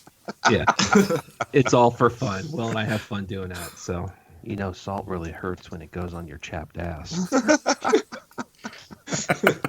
You can expect more of these fun quotes as I find them and clip them out of episodes. Well, I hope my mom's not gonna ever listen to this.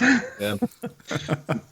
I'm gonna start talking in binary only or something, so you can't edit anything. There's nothing you can You do. have to- Yeah. You have to decrypt my. Protect yourself. Yeah. All right, one last news item. John and I were just at the Shadow Woods Festival last weekend, and we were there to see our friends in Infera Brew. And I got a little tidbit that they have a new album completed. It's in the can. We didn't get a name for it. We don't have a release date yet, but it should be coming sometime early next year, hopefully. So if you're a fan of them, And we are. be ready. And if you're not currently a fan, go up on Bandcamp now and check out what they got. Last couple albums are really good too. And they were great live. They were. Speaking of them too, in a periphery sense, Trap Them put up a thing that was like last few shows, and then it literally says Trap Them, and it's like 2001 to 2017, like they're breaking up. They are. Did Galen say anything? They are. Yes, we talked about that. Without having gotten permission from Galen, I'm not really going to talk about what that was, but it was Maybe just you'll tell me basically sort of off an the agreed air. upon thing that they were going to stop. Okay. All right. I could actually listen to the new Infera Brew because I remember when I was listening to you interviewed them once, right? Yeah. Nice guys.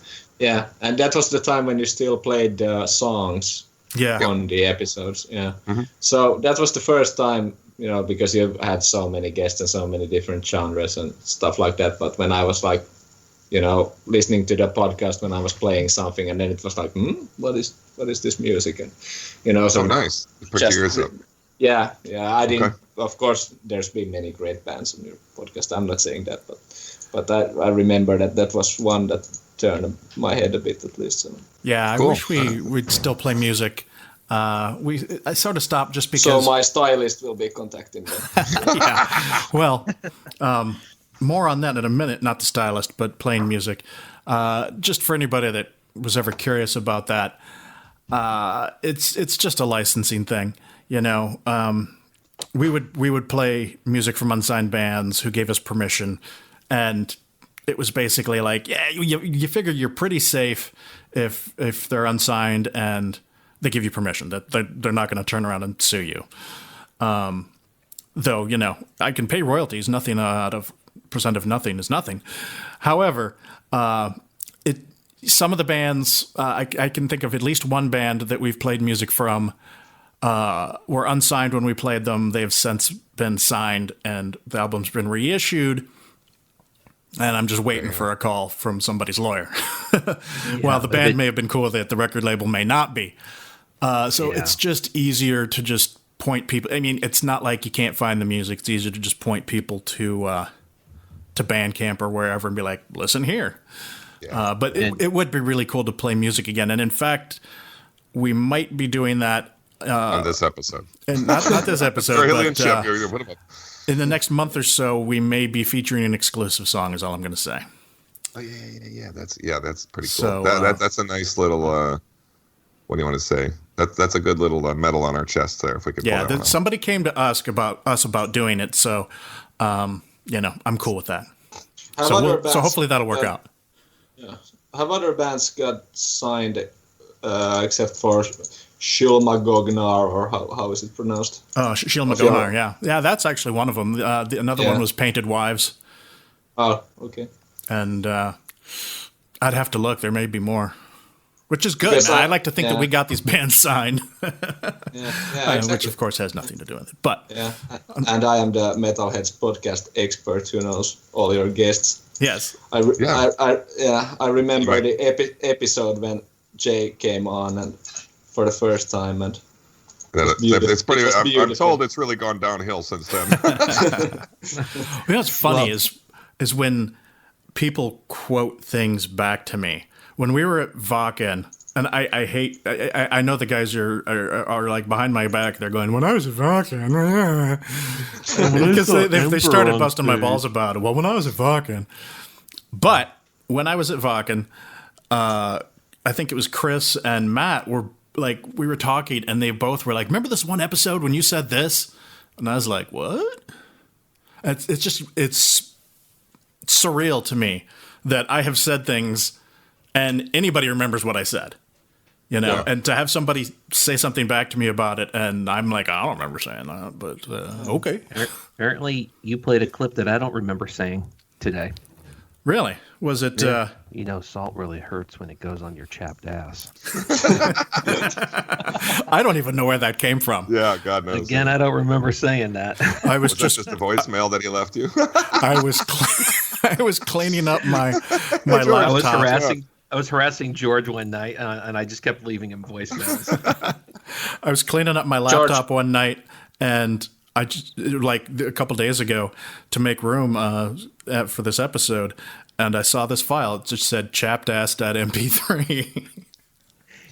The funny thing is, I think I got that from watching some roast. Somebody was getting roasted, some comedian. I don't know if you guys have ever seen that, where they have 20 people sit on stage and they just brutalize them.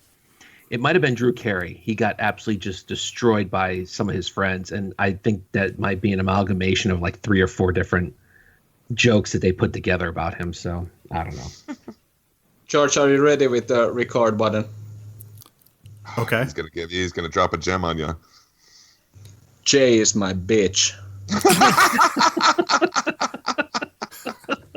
I'm gonna definitely sample that, and that will be on here. And you're getting a call from my stylist that in the beginning of the episode, when Joel is going Metalheads podcast, go. So there's gonna be Metalheads podcast, Jay is my bitch, go. Can I just tell you, why is it that every guest eventually says that? Jay is everybody's bitch. Yeah, that's what we pass him around like so much trash. We pass Jay around like a decapitated groupie. Oh man, woo, rough. I'm taking that's pretty brutal. Today. And okay, on the new releases. Yes, new releases. This week's new releases, here they are. Spend your hard-earned money now. First new release blew my mind when I heard it this week. This is the band Archspire and their third album, Relentless Mutation. They're a Vancouver tech death band, and I'm not a huge tech death fan. I like some bands. Replacier with Evan from Wilderun is one that I really dig. And people have, in fact, last episode, Blake mentioned Archspire. And some other people have come on and mentioned it, and I've listened to their first 2 albums and was never really into it all that much. It was a little too wanky. It's a little wanky. Just too busy. Yeah. But I listen, and so just to give it a quick, listen, so that I could speak to it on this episode, I put it on, and immediately was dragged into it. They've done something. They've found their sweet spot, and it's somewhere between. Stop. That's good. I mean, it was starting to get a little dirty. I think they found your sweet spot, George. They found my sweet spot, where it's technical, but it's not just one long stream of look at how fast we can play. And the good Lord, the guy's vocals are like a percussive instrument. Has these precision surgical strikes of just like that. I don't know. I listened to that album like front to back, like 3 times in a row, and it just blew my mind. And so I went back to their last album, The Lucid Collective, and listened to that, and I was like, nah, it's this album. This album is good. I think you need to go back, George, and isolate this phrase. They found their sweet spot. It's somewhere between. That's just going to be so dirty in so many instances that we can use that. I came back, and the first thing I hear is Jay saying dirty. You left while I was giving my impassioned speech. See, we can't see him, so we don't know. I try my best. I did listen to it, George. Well, now you'll have to listen to the episode.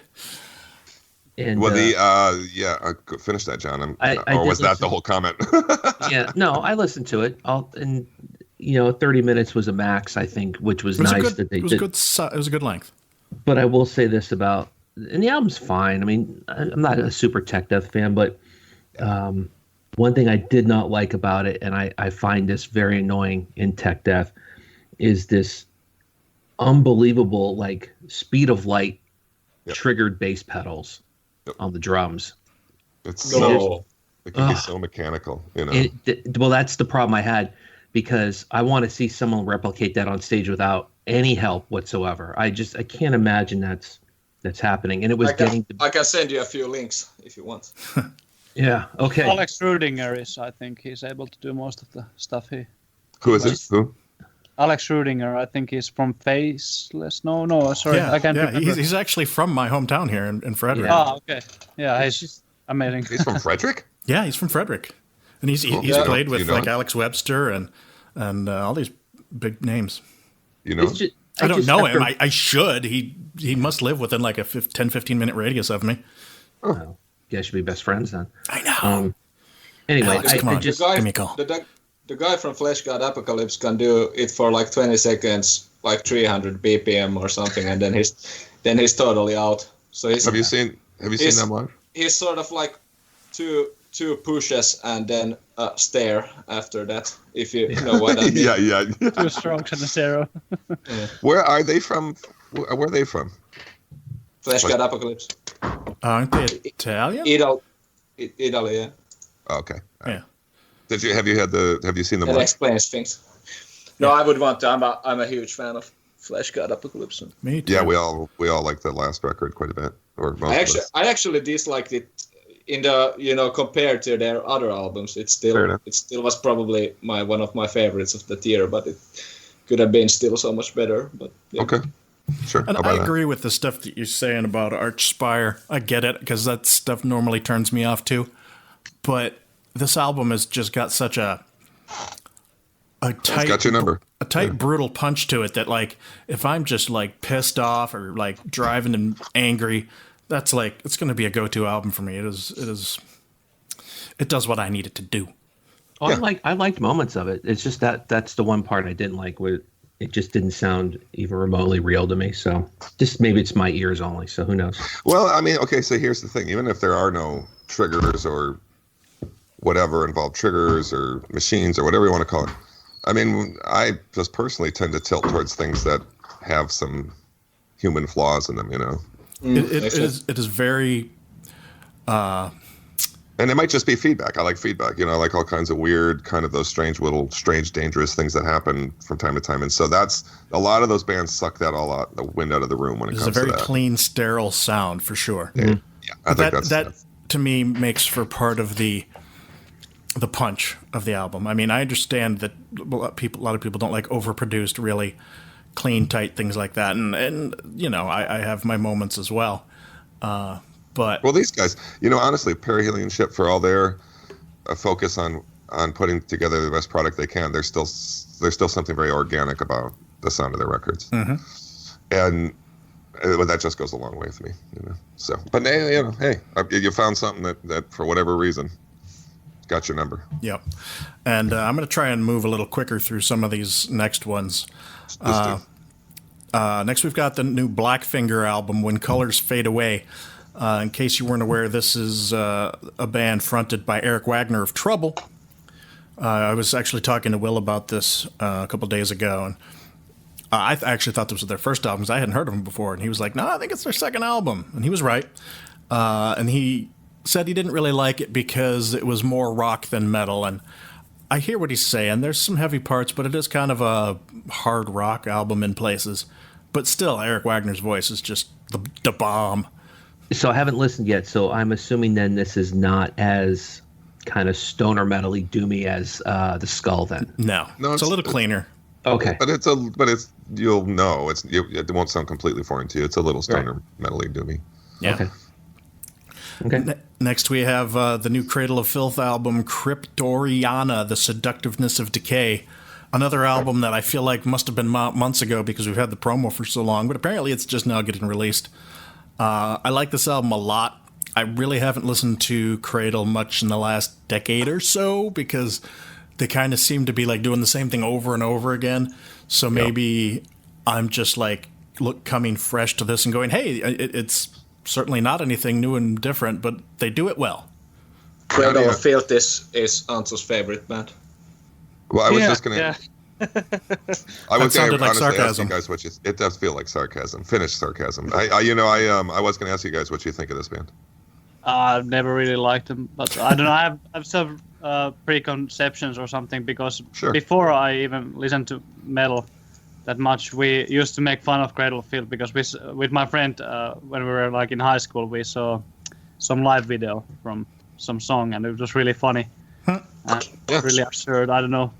I never really liked them. Yeah, and it's interesting that even they're supposed to be like the earlier albums are supposed to be good, but I've never like got the time to listen to them. Yeah. So I'm prejudging.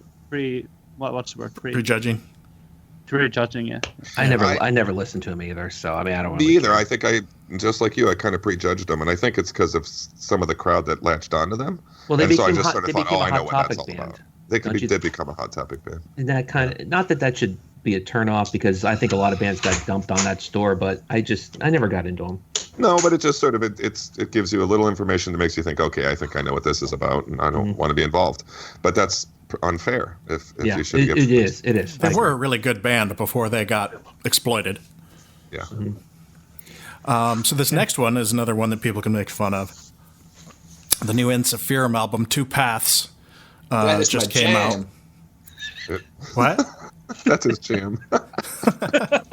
Well, on Friday, John posted, it's New Release Friday. What's everybody listening to? And people were posting things. And Trevor from Ash and Horde chimed in and said, well, I was going to say the new Insaphirum, but then I heard it.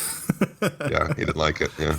Was he heard it or he just started listening to it and he's like, I'd have to go back and check. Sorry if I'm misquoting you, Trevor, but the gist was that he did not.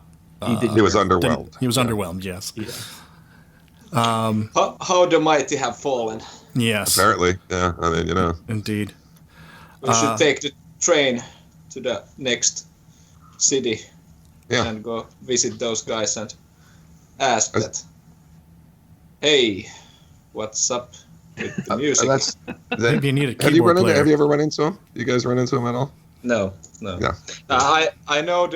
I know the bass player from Crimfall who they actually got a new album also. Yeah, I like that one. We talked about it. Yeah, so I know him and he hangs a lot with those Moon Sorrow and Insaphirum guys, but but yeah, not Same style, really, sort of. yeah, exactly. Anyway, next up, the new Master Boot Record album, Interrupt Request. This is like a chiptune synthwave metal from Italy. It's kind of unique, you know. Now I mean, that's my jam. yeah. Do you really like it?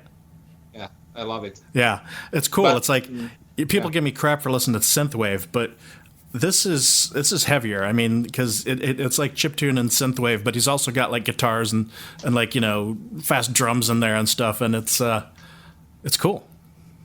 Yeah, I like it a lot. I haven't actually gotten a lot of time to listen to it yet, but to me, those genres I listen to, you know, a lot when I program to, Yes. to synthwave and chill wave and vaporwave and Dungeon every synth. wave. Yeah, and Dark dungeon ambient. synth as well. Dungeon synth is actually better when you're playing something, but yeah. What? Hmm? What did you say? What is better than your play? Dungeon synth. Dungeons. Oh yeah. Yeah, it's the genre Bertram invented with Dowdy Balder Yeah. when he was in the prison making the synth. All they'd things. give him was a keyboard. Yeah, and then of course there's Mortis as well. It's like from the Legend of early Zelda ones. music or something. No, it's more. No, I It's mean more just it's dungeon more synth evil. in general. Yeah, but yeah, the Master Boot record is cool. Yeah. And Yeah, I have then to listen to. Jani just showed me just before this podcast. Yeah. They got pictures of Intel processors and stuff like that. yeah, it's all very We can- like old 486 kind of themed stuff. It's just take the dick out and go. On the All right, flip that- side of cool, we have the new Mastodon EP, Cold Dark Place. I think there's only 4 songs on there. I could only get through 2. I didn't even try. People need to tell me about Mastodon now. As much as I used to be obsessed with that band, I need somebody like you, George, to be my canary in the coal mine because I don't have time. That canary Yeah, died. I was so, there you go. I was so disappointed in the last one, and But- they've been but- kind of walking in that direction for a But while. isn't this like a Brett Hines? Like, isn't this all material extra he had that they just decided to record? It was supposed that to be what it like a was? solo thing, Yeah, and that's what I then they thought. just decided to make it a Mastodon thing because it probably Well, sounded it's better. also, I think it's sort of vaguely related to Game of Thrones because I think one of the songs was for Game of Thrones because they've got this weird relationship with that show. Yeah. They've been Yeah, on it. they're extras in the White Army. Yeah, and they had written another I song. didn't know for that. it. Yeah, Oh, you didn't? yeah, Yeah. Yeah, They you fit- see I mean- Brett Hines is always up there all the time. yeah. I mean, Brent Hines is. I don't well, think he didn't have to put any makeup on. They were just like, "You're perfect." Yeah, just exactly. Have you guys watched that just show? not start talking about Yeah. burning down some building or something, and you're fine. I think it's in that episode where they have the huge battle with the White Walkers, season 5 or something, season 4. Yeah, you got it. With the first big, Yeah. the first big one. Yeah. Maybe they thought that their music is shit, so they need to make the new Game of Thrones shit as well. I guess I don't know, man. That's how the mighty have fallen. Well, you'll know how that is if they get killed off right away in the But- first battle scene in season 8. Yeah, they may well do. Anthrax. Some of the guys from Anthrax. Oh no, that was Scott, That's yeah. Walking Dead. Walking Dead. Excuse me. Yeah. Oh no, I But thought he I was think on it Game was- of Thrones too. I think so too. Yeah. I latched on to the cover art of the EP because Okay. it was. I was like, what? We got some Norwegian stuff here or something, and then it's Mastodon. And what? Yeah. I'll have to look at it. It seems like dark, and I don't recall that I have looked at it closely. So Well, it doesn't look like Mastodon. That's what No. it doesn't. Okay. it looks like. A generic atmospheric black metal band from Iceland or something. I see. Yeah, I'm looking at it now. Okay. All right. Next up, we have the new Mirkur record, which be damned if I could pronounce it. Well, Merit? it's in Merkit. Danish. It's nightmare. Oh, let's hear it.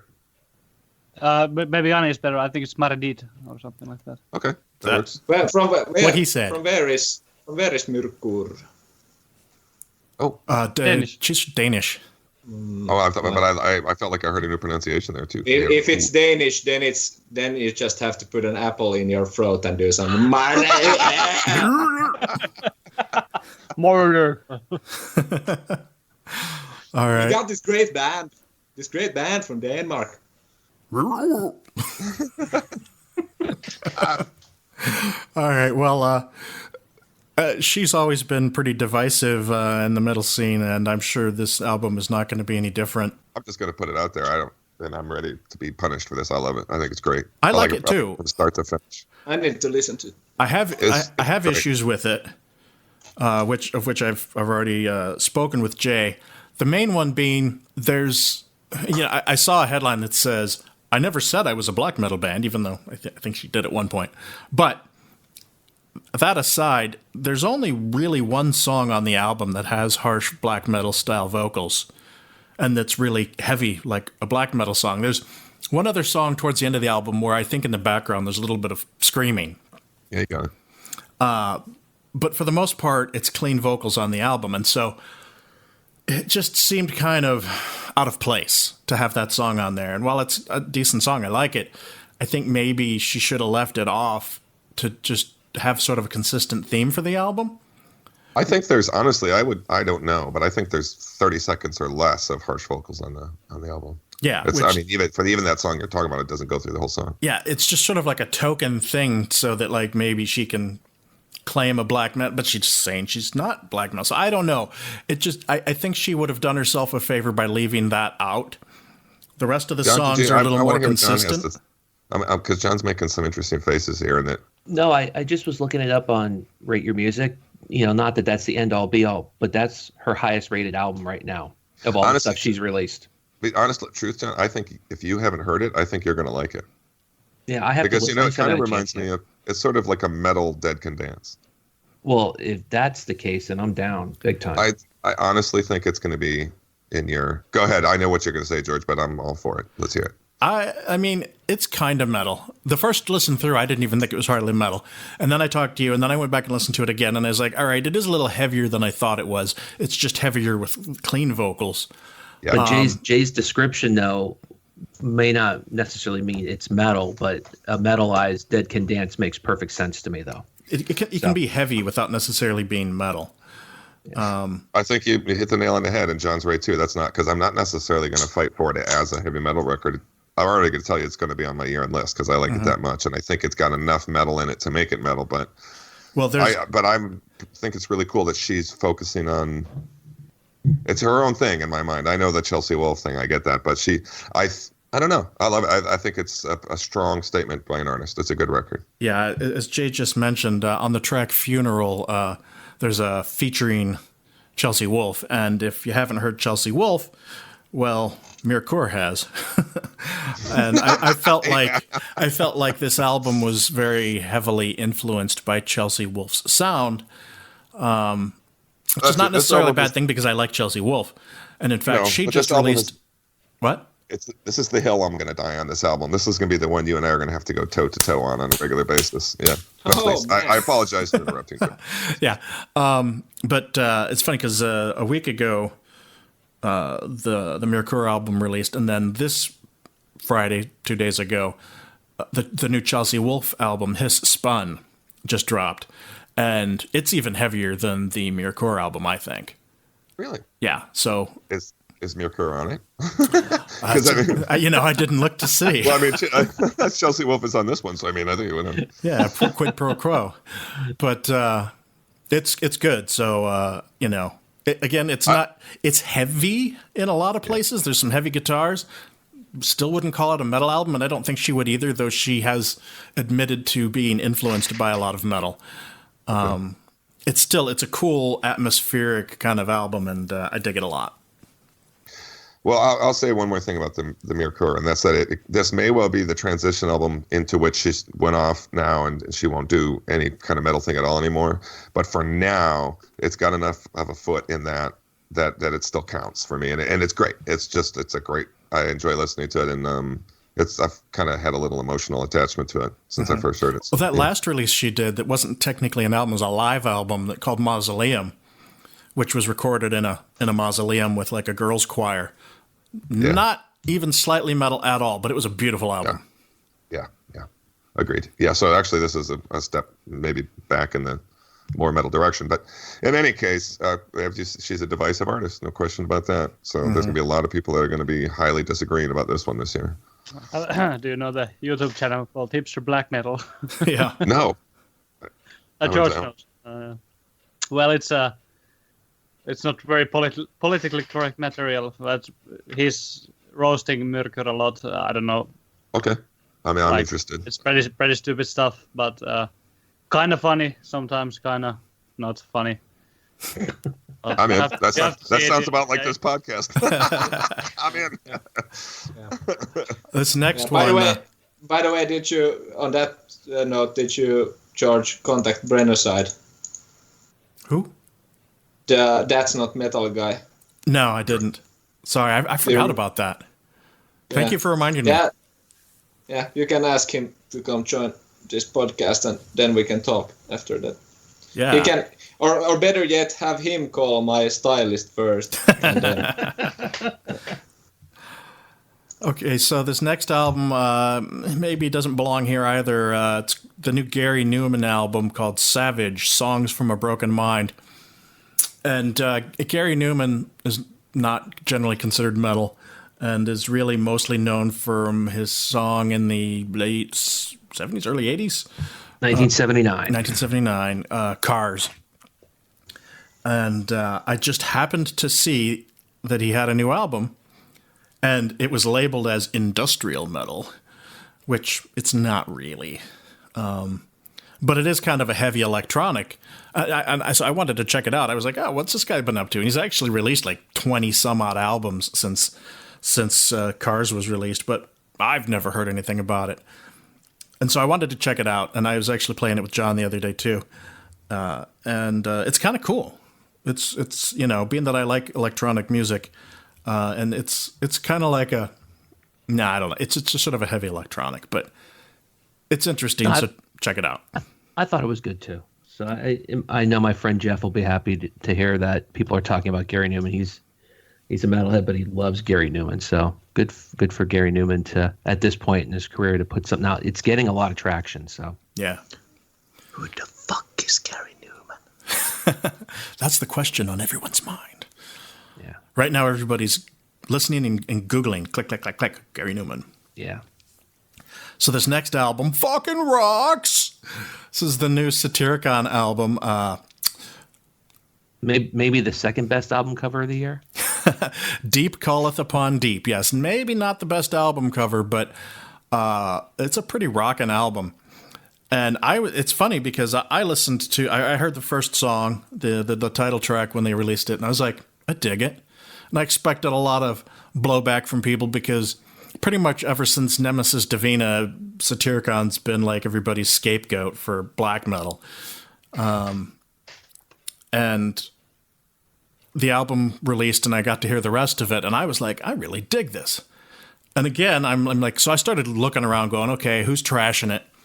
And so far, I've actually seen pretty positive reviews. I think it was Metal Injection gave it like a 9 out of 10, and 9 Circles, they reviewed it nicely. So I don't know, maybe this will actually do something this year.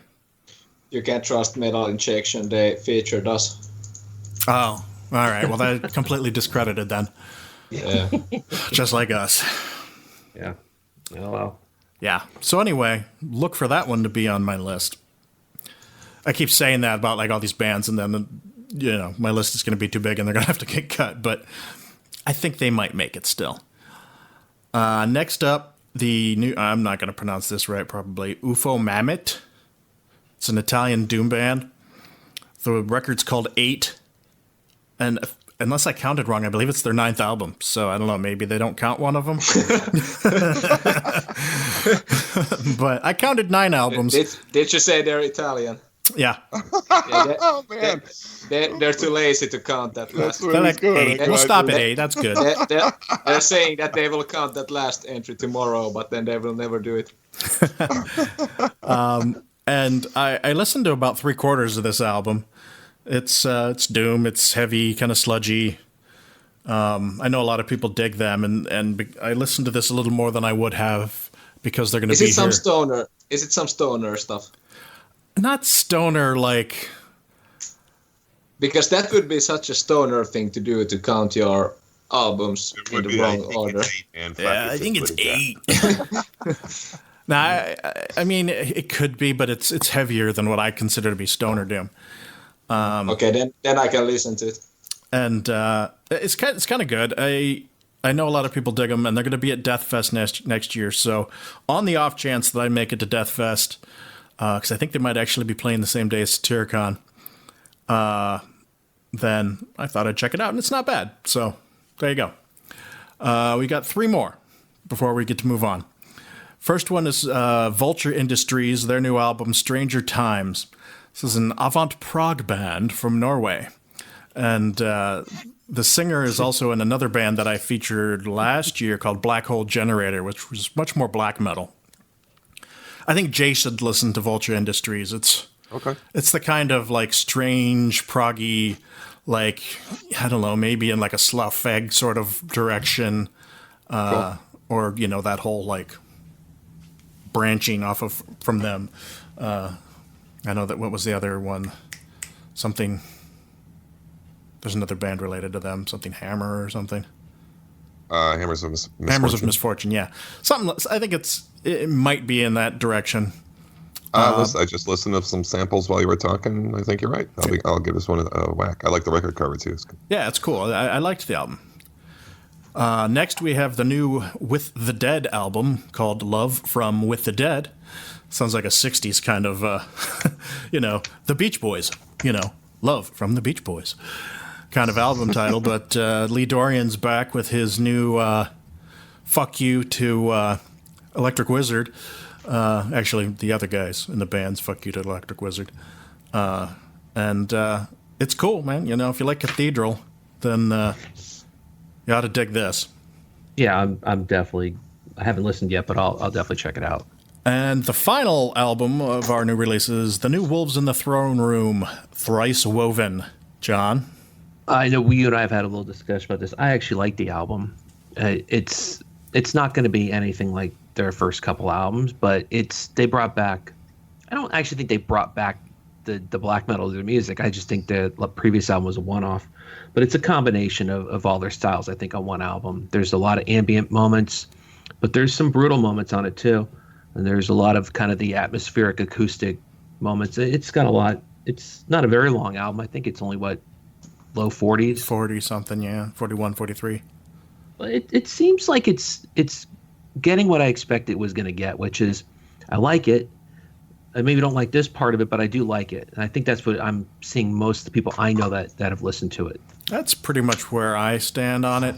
The music is really good. Hands down, I think it's a really cool album musically. My one beef with them is the same beef that I always have. Pay a little bit of attention to the vocals, could you? Just a little? And I don't even mean the way he sings. I mean just push the fader up a couple dB. Yeah, but I actually think, this is the best album of all of them. I think you can actually hear him better on this one than any of the previous ones, which is saying something. When he does clean vocals, it's right up in your face. Yeah. But the harsher vocals, they just bury the hell out of it. And it just pisses me off when people do that intentionally.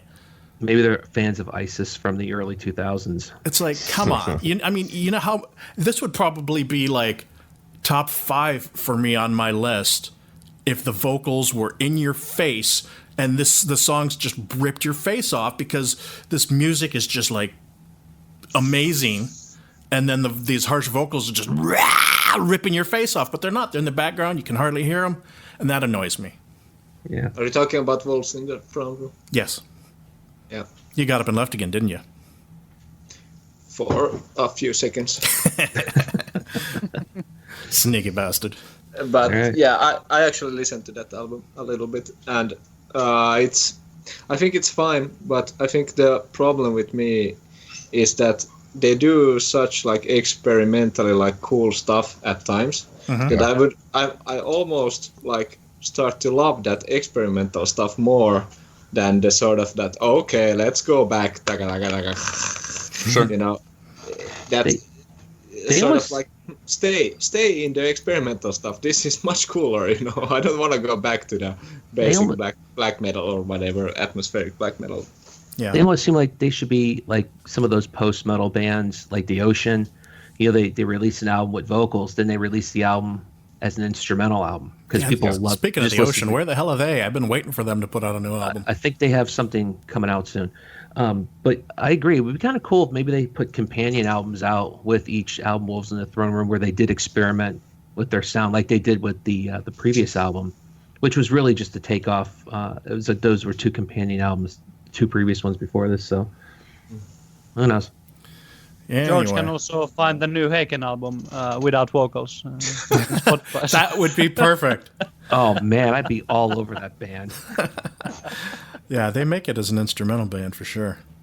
One of my favorite songs nowadays is the 80s song from the new Haken album. I don't It's know, really yeah. good song. What the hell? Yeah, I haven't listened. I don't have a problem with the music. The music's fine. I'm I'm just throwing that out there.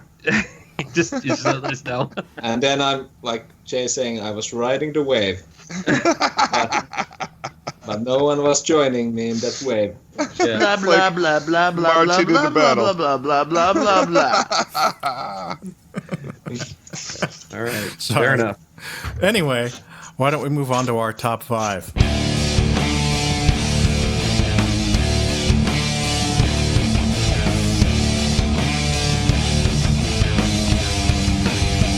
We made a list, we all made a list. We made a list, man, we all made a list. We made a list, and we all made a list, and we're gonna tell you all about it right now. In honor of the exiting Perihelion ship keyboard player, we're doing our top 5 metal and rock keyboard players. We're going to start with Andreas, go on to Jani, then John, Will. Jamie. Yeah, Will. We'll just leave a blank spot for Will. He wouldn't like any keyboard player anyway, so That was list. part of why I decided to do that. Was he's not here So- to poo-poo it. So for the listeners, whatever I come up with, Will likes equally, if not more. So, just so you know. Yeah. All right, this was so- hard, by the way. This was hard. There's Yeah. So should I go first or Jani? go for Yeah, it. but Yeah. Andreas, you go first, but remember you start from the 5th Yeah, one. go 5, and then we all Yeah. do our 5s, and then Yeah, so, Oh, yeah. so your least favorite first. Okay. Number 5 for me. Top metal and rock keyboardist. Actually, even though this is probably my favorite, or at least second favorite band of all time, the Tony Banks from Genesis is my number 5 pick. Right on. Nice. It's yeah. Before we get to Jani, I should just mention that I did say that present company is excluded, so nobody has to feel awkward. Well, But I how am also I gonna? think- I got to I come also up with a new number 1 now. Shit. I also think Yanni's list is the only one that really matters. So All right, Jani, go. So I sent George my chart that I did at work. Yeah, he I put a don't lot of know work if into you, this.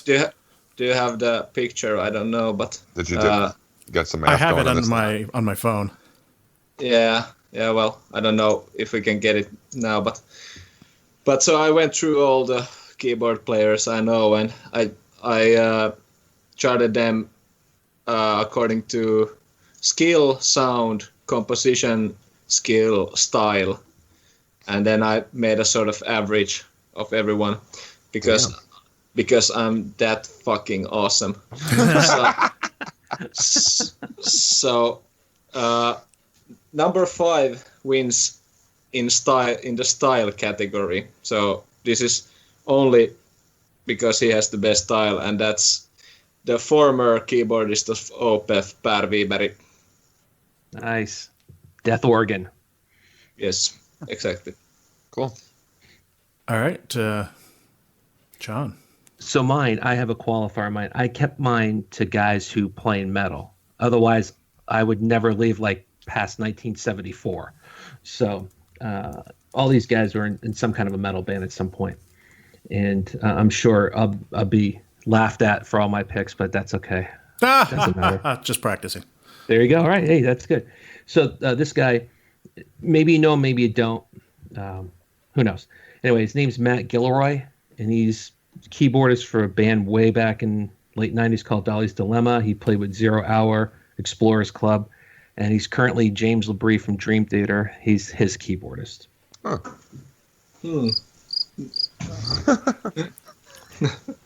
Exactly. He wasn't on my chart. That's okay because I have a completely different chart. All right. All right. We will see. Sorry, John. Mine- I don't know who that is. Yeah. And that's quite all right. Okay. So I think we all used a lot of different factors here, and people have made my list for different reasons. This person for just sheer creativity. I think they bring a lot to. This person brought a lot to this band, though I don't think they were at all. That's a good chart. That they were not a keyboard dominant band, but he put all these little tasteful things in there that made the atmosphere of this band. So it is Josh Silver from Typo Negative. Nice. Hey, how come I haven't seen the chart yet? I just sent it through the. He just Skyped it. Yeah, it's a Skype message. That's a really interesting pick, Jay. Well, I mean, it's not like he's, some crazy key twiddler, but I mean, that's what. But he added a lot to Typo Negative's music. Yeah, did. that's exactly what I mean. Yeah. That's why it's an interesting pick. Yeah, right on. So mine are not all like that, but there's one other that stands out like that. I wouldn't call him a piano player or a keyboard player, but he's done a lot with what he's done. So, I'll get to that one. Yeah. So that brings us back to you, Jani. No, actually, me. Oh, I'm sorry, George. But no one cares about George. Yeah, well, I'm going to need Yanni's help with this one because my number 5 was your number 5. So if you could pronounce that for me. Per. Repeat after me. Per. Per. Wiberg. Wiberg? Yes. Nice. But without the question mark. I would have said Per Wiberg. Me too. Yeah. But yeah, from Opeth. A surprise pick for me, perhaps, but no. Worthy. I like him. Yeah. All right, now back to Jani for number 4. Or sorry, no, Andreas. Yeah, okay. This is probably going to be on everybody's list. Richard Wright from Pink Floyd doesn't really need any Oops. explanation. Yeah. Best sound probably ever in tape recording. So Awesome. There you go. I forgot that one. All right, Jani. My next one is my black horse, as you say. I wonder if Jay or John can guess this, but a guy who probably a keyboard player from a 70s hard rock band who probably was more in the end more known of his compositions rather than his skill or his role as an organ player. Shoot. No. No. There's a radio single that's still playing called Lady in Black by Uriah Heep. Oh, God, John, we are the Uriah Heep fans. We suck, dude. Yeah. So Ken Hensley is my number 4. Ken Hensley. And Awesome. he wins the composition part because he was the best songwriter in my... Wonderful, man. Oh, that's great. We don't talk to enough Uriah Heep fans in general, obviously. The Heap. The Heep. Yeah. All right, well, that makes me want to go listen to some now. Okay, do we have to wait for you? Yeah, I'll be right back. All right, John, number 4. All right. Again, sticking to all metal, so I'm not picking anyone from the 70s or 80s for that matter, but maybe Crickets again, probably. But anyway, his name is Richard, but it's not Richard Wright. It's Richard West from Threshold. So. No, I actually know who that is, but I don't know his name, but I've been listening to them lately. So yeah, that's cool. Yeah, or same. Yeah, same. Exactly. Right on. But, it's funny because, well, it's just funny that you're not doing anything out of the 70s. Okay. Yeah, I thought John would be like Wake Man, Banks, Wake Man again. Yeah, me too. Wake Man for the third time. Done it so many times. Yeah. Yeah, I like Rick Wakeman, but sometimes I just wish he would stop. I would say if I had to pick from the 70s, Tony Banks would be my choice first over Rick Wakeman, personally. Yeah. Do you see in the chart there that George Yeah. sent you. The guy who has 10 skill, 10 composition, and 10 sound has style 6, and that's Tony Banks because he looks like a freaking high school teacher when he's playing up there. Yeah, he's the only guy in the band in those 70s videos where he's wearing like a 2-button down polo shirt, and the other guys are wearing like capes and and he has this, and he has this like look on his face that he's going He's to a punish. serious man. Yeah, He's a serious but man. he's going to punish some students afterwards. Jay, what's your number 4? I'm siding with Andreas on this one. Richard Wright. Cool. All right. Had to put it somewhere. So I'm going to take a little flack for my number 4, I think. Going to Italy for this one, Alex Starapoli from Rhapsody. That's Yeah, Or That's Rhapsody my- of Fire, I don't know which one. That's my honorary mention, or what do you call it? Honorable mention. Yeah, exactly. the chick that sings for them is really cute, man. Hey, I met him. We got to interview them on their tour bus. That was funny. Never Yeah, I did remember post that that. because it was all messed up. But anyway, Did you interview Fabio Leone? yeah, Fabio, Luca, Yeah. Alex, whoever. Did you come into the bus? Emerald. No, it was like, oh my god. I would just think that he would just talk all the time. You are really, really great. I think Luca talked the most actually. Luca and Fabio. But all right, back to Andreas for number 3. Yes, I put number 3, Edgar Froese from Tangerine Dream. Nice. Mm-hmm. Nice. Interesting. Because I've been, this past maybe 1.5 years, I've been listening to Tangerine Dream basically nonstop. I can't get enough of them. They have so many good albums. You can just put something on while Yeah. you're working or at home. Yeah, I've Just- actually picked up some of that stuff in the last year too, and it's good. Yeah, I also found used LP of Phaedra from our record store nearby. It was a nice found, only like maybe 18 euros or something. Nice. Used copy, but yeah. I almost regard him more as, because why I didn't consider him was because I consider him more of a sound designer, or how would you say, Yeah, that's Like- true. composer, Composer. sound designer. Yeah, not because I had a few others I thought about, but it's sort of wrong because it's not in the same ballpark as Yeah. a guy who just plays keys for a band. You're absolutely right, and I think my number 3 is right in that. Well, I'll get to it when I get to it, but Yeah. yeah. All right, well, Jani, what's your 3? So we've gone through style and compositionals, and now it's down to raw technical skill, like the fingers that go faster than Motherfucker. That sounds like my number 3. than the left hand that's jerking the penis at the same time. I'm going to take a wild guess and just say Derek Sherinian. No, No, okay. he's a noob. My number 3 is Keith Emerson. I was wondering if he was going to be on here. By the way, I think I- I am going to have I to agree take a with- sample of that the other hand jerking the penis thing. Yeah.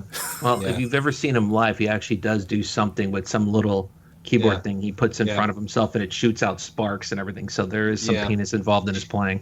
Yeah, and then he does the flips with the piano. And Yes.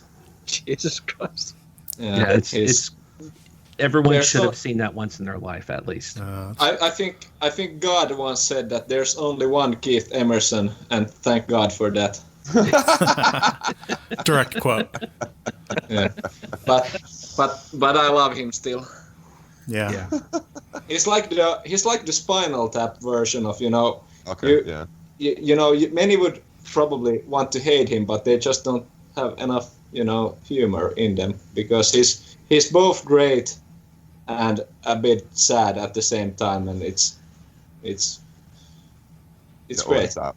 Yeah, he's over the top, but he's only over the top if you take him seriously, and you don't have to, and then again you can, which is totally fine as well. So. Well, and he also, not that this factors in anything, but just left us last year. He died last year. Yeah, exactly. All the keyboard players have actually started leaving now. Yeah, watch out, dude. Yeah. That's because they get the least exercise in the band. Yeah, well, Mikko, the guy who painted the cover, already said that because George named the episode a script for my Requiem, so I will commit. That's right. I will commit suicide tonight and make the name even more fitting. Don't do it, man. We've predicted some death somehow. We do. Where George goes, death follows. Seems to be, man. I mean, as soon as I liked Charles Bradley, he died. Yep. Jeez. All right, John, what's your number 3? Well, I like this guy not for the band he used to be in, but for a band he's in right now. So I'm not gonna even attempt to say it properly. So don't even try. Go ahead, Jani. Go ahead, give your 5 and George's, George's 5, I think, or whatever, for my number 3. Potter. I got that one. I can't do the second part. Go ahead. Sorry, I missed. Is it Pronunciations. Per Wiberg again? Thank you. Yes, but I like him more for his work with Spiritual Beggars, personally. Yeah. Fair. Yeah. That's yeah. So, All right. thank you. Jay. All right. Somebody who creates soundscapes more than is just hammering away at, beautifully written. Well, whatever. This guy's really creative. I thought somebody needed to say his name. Trent Reznor. Nice. Oh yeah, that's good. Yeah, that's a fuck. I forgot that totally. That's a really good pick. All right. I'm going to need some help with my number 3. Nobody's mentioned him yet. I put him on here because I saw his band one time, and I happened to be standing on his side of the stage, and he blew my mind with his just finger work. He's from Finland, near a place called Lake Bodom.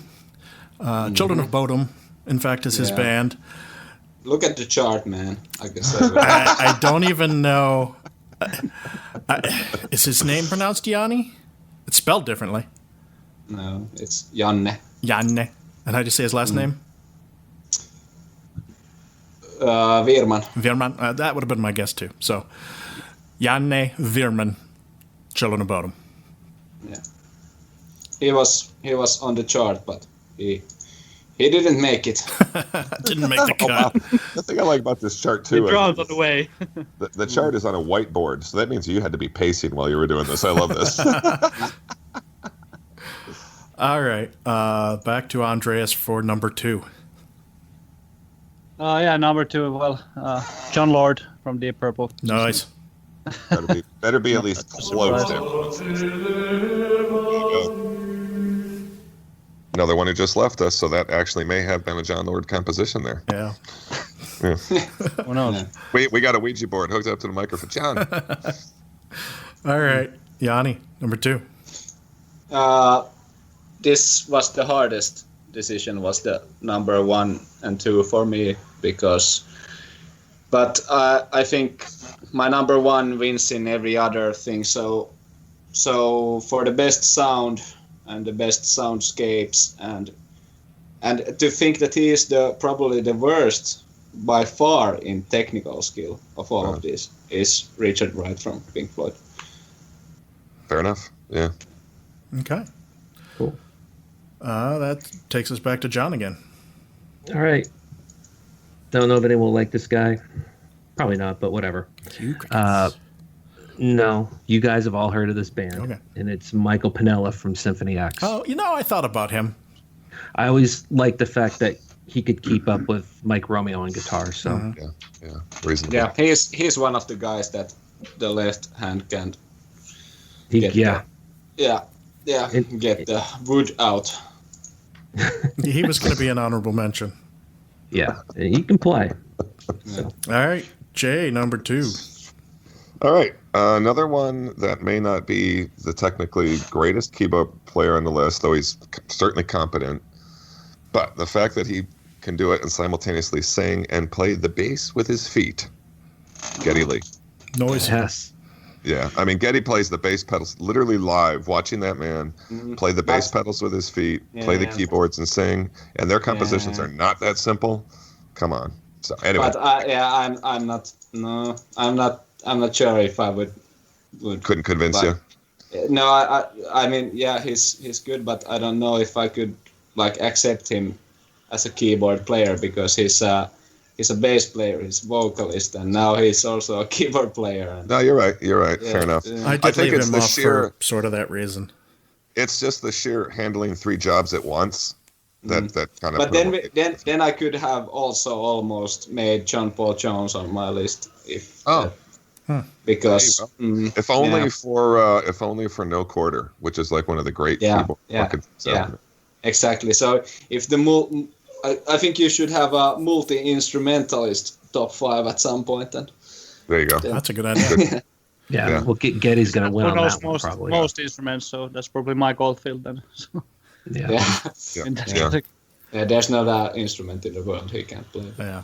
The guy down on Constitution and 14th that's standing there with the bass drum on his back, the cymbals, the flute in his hand. Yeah. The flute in his hand. There it is with the penis thing again. See, it just comes out. It always comes back to the penis. It always does. Oh, I got to sample that too. I'm gonna have a field day. Yeah. All right, my number 2 has already been kind of pooped. Hold on, George. George, before you go any further, you really shouldn't clip out that part what you just said. Somebody said it always comes back to the penis, and you said I got to get a sample of that. Yeah, take a sample of that as well. Oh, I walked right into it. Yeah. So my number 2 has already been kind of poo-pooed for being on the list, but Rick Wakeman. No, yeah, he's fabulous. I just sometimes need him to stop. That's all. He just does a lot. Yeah. But he's great. He's great live too. Yeah. All right. Was great. Past tense. Here we are at number 1. Oh my God. Andreas. Okay, yeah, so this is not going to be much of a metal list for me because all the great keyboardists I think are in the prog scene. But yeah, Rick Wakeman for me, number 1. It's Jani. Yeah, before the show, I think yesterday Jani sent me that my top 5 will be Wakeman. Yeah. So, yeah. I expected him to be on here a lot. He's just so over the top and so shameless in a way. So it's always nice to see him. Whatever he does, it's always. Yeah, but that's my reason why I chose Emerson over Rick Wakeman, because I think Emerson is sort of Wakeman, like exponentially in 2. You know, he's like they're so similar. Compositional skills are much better than Emerson. That might be true. Yeah, but they're not still as good as say Ken Hensley or Tony Banks, who I think I almost should have put Tony Banks in with the composition. It's so and so, but Wakeman has always. I'm not sure. I'm feeling a little bit maybe bad about not having Wakeman in here, but I still think that Emerson is a sort of more over the top version of Wakeman, which is why I. But yeah. So who's your number 1? Yeah, well, this Antsu would have known this without me even telling him. So the guy who wins in both style, composition, skill, and sound, who's the best in everything, is John Lord. Checking into this again. Right back at you, John. Yeah, you got to listen. You got to think about that. This guy has composed for a symphonic orchestra in 69, or was it 70? He has a classical trained background. He invented Hammond organ that is driven through a Marshall speaker with distortion because he couldn't keep up with Blackmore's sound otherwise, and he's basically done everything I think that you can do in metal and hard rock keyboards. I don't think. Didn't he write the riff for Smoke on the Water? Yeah, and many people still think it's a guitar that is playing at one point when it's his organ. So he plays his organ. Hence the penis references. It just occurred to me. That's why that's so easily done here. Yeah, it just hit you on the side of the head, Jay. Yeah. It really did. Hit me. Yeah. I'm always getting hit on the side of the head with the organ, John. It's actually Hammond's organ, not Hammond. Yeah. Yeah. And the lower register is there, so you can, hammer it with your penis while you're playing the upper register. So.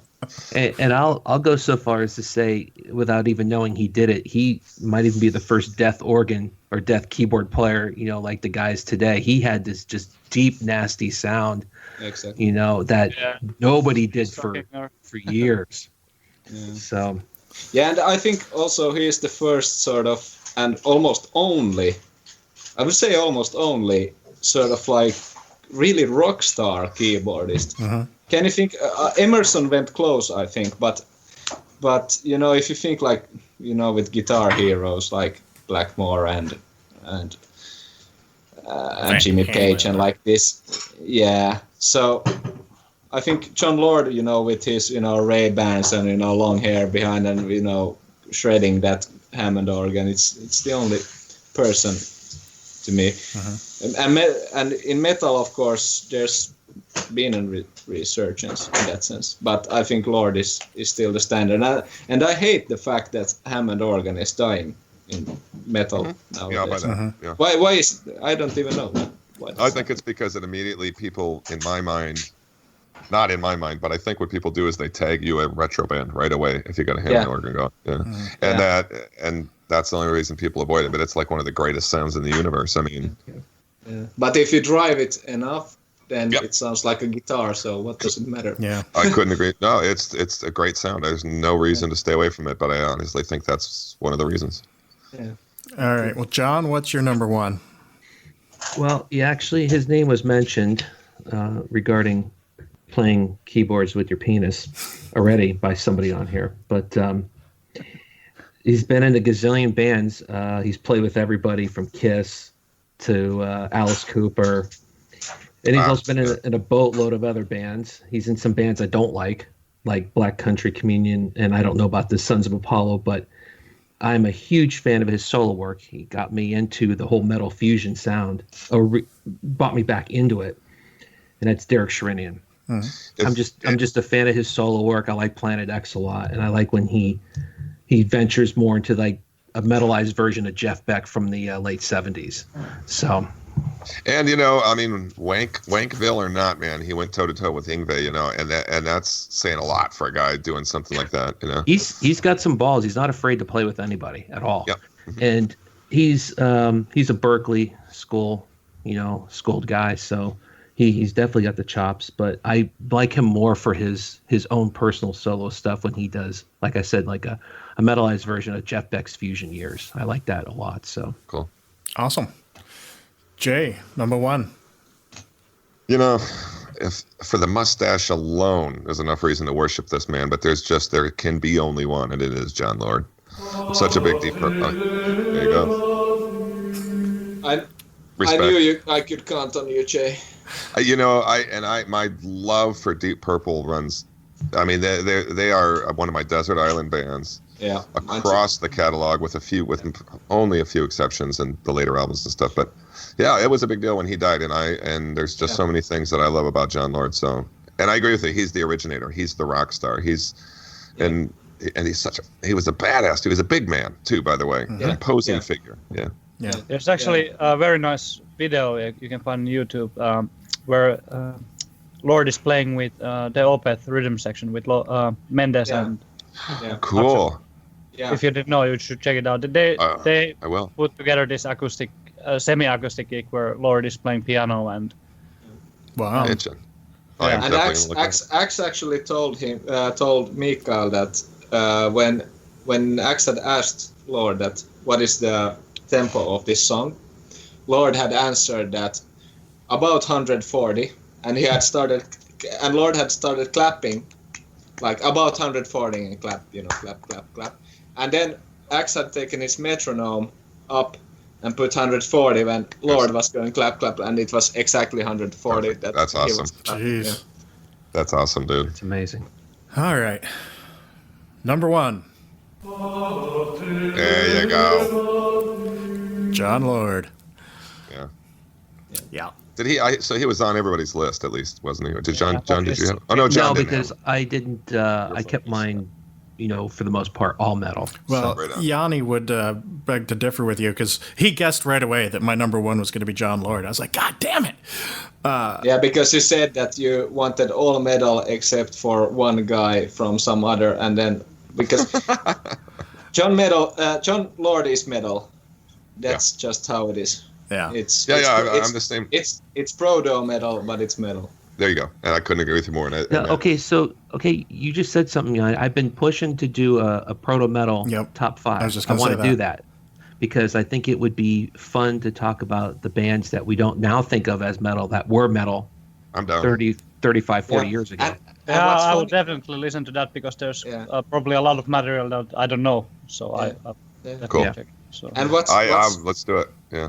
Yeah, and what's funny about that topic, in a sense, is the fact that the heaviest bands in the beginning of the 70s were the ones that were using the Hammond organ in that way because it gave them that heavier edge. If you think Uriah Heep's Look at Yourself and then Salisbury and stuff like that. yeah, and then Deep Purple's In Rock, so those were heavy as fuck and mostly due to the driven Hammond organ. It's that Rainbow Demon. Is that what? There's this one Yeah. great. Yeah. Yeah, on Demons and Wizards. That dun dun dun dun dun dun dun. You know what I'm talking about? Yeah. I don't know if anybody else had any honorable mentions, but I have a couple that I'm just going to throw out there. Yeah, I have a few as well. Most of them were already mentioned. John Oliva, Josh Silver, Isan, and he falls into the not known as a keyboard player, but he's pretty badass. Trent Reznor, Roddy Bottom from Faith No More, and the dude from Europe that wrote the Final Countdown riff. Because that shit is awesome. Yeah, I have two. I have honorable about- mentions. Peter Hamill, Van de Graaf Generator. Well, he's not exactly a keyboard player, but he's my favorite vocalist of all time, probably. Per Wiberg, Mirai Kawashima from Sai, and Anna-Sophie Dahlberg from Anekdoten. Sigh. Oh, nice. I'll throw out a couple just because they were two I really struggled with not putting on my list. There's a million of them, as you guys know, but I really considered putting John Oliva on there, but didn't do it. And just because, and that would be from that composer standpoint, I think. And this one's a really simple one, but I like Paul Raymond from UFO quite a bit. So, and that's just, I'm a huge UFO fan, but I like what Paul Raymond does with them. And he was kind of more of a multi-instrumentalist, but he did some really cool things with them. So Still does, actually. He's still in the band. Real quick, I'll mention a guy that nobody mentioned so far, and I don't think it's because I don't know if he's a great skill guy, but he's played with a ton of people. He's been on some iconic albums, and he kind of gets lost, but he's actually in Deep Purple right now. Yes. But that's Don Airey. I almost put him on there, but I was like, I can't put two Deep Purple guys on there. Right, and he's not. I don't think he's a super skill guy. I mean, maybe I'm wrong about that. He's super skilled. Okay, because you don't really think of him that way. You just think that he's been involved in some of these great albums and he's toured with so many great bands as their keyboardist. And if I had to have an honorable mention, if I ventured out of my little conditions I put together, he would be one of my guys. Just for Blizzard of Oz alone, just for that. But he's also on some Rainbow records, dude. Yes. He's on both Blizzard of Oz. He's on Bark at the Moon. He might actually be one of the most underrated keyboardists. Yes. And Jay, he would have been on Diary of a Madman, which he was credited at first, but he's actually not because he was touring, I think, with Rainbow at the time, which is kind of funny because I love that early Rainbow period. Not so much in the '80s, but And if nothing else, even though I don't think it's the most amazing thing in the world, I mean, this is the man who's responsible for that Mr. Crowley intro, which is massively famous. You know what I mean? Yeah. Awesome. Cool. That's a good one. All right. There were still my honorable mentions, which is only, I think, if we don't count the Trent Reznors and who others have been mentioned already. Jay, you should listen to, I already showed George and John the Black Mages, which is a video game music composer, but he's composed most of those tracks with the Hammond organ in mind. And he does this. The Black Mages? Yeah, that's his band. which they have like done like hard rock covers of his video game music, and he almost sounds like more happier. Like Emerson. John. Like I would say like maybe Wakeman meets John Lord, sort of like a happier John Lord, maybe that he has. It's actually I would have had him on my list, but I think he's more of like a video game music composer than a keyboard player. But yeah, I'll check it. Hey, I got one last one. I wasn't going to say it, but I'm going to say it now because I have to actually sure. At some point. Yeah. This guy, I don't know how much his skill is out there. I think he's a pretty good player, but if you want to talk soundscapes and being original and creating original sound that nobody was doing, that's Richard Barbieri from Porcupine Tree. I was surprised he was not on your list. Well, because I went with guys that were penis in left hand keyboard or right hand on keyboard, that ventured into the guitar at some point. But he is definitely one of my favorites just for his innovative way of looking at using his keyboards. So, because he never really shredded on stage ever when I've seen him, but he's always got something different going on all the time. And he's a great guy. So, yeah. We'll leave it at that. So we're going to move on to what we're listening to lately.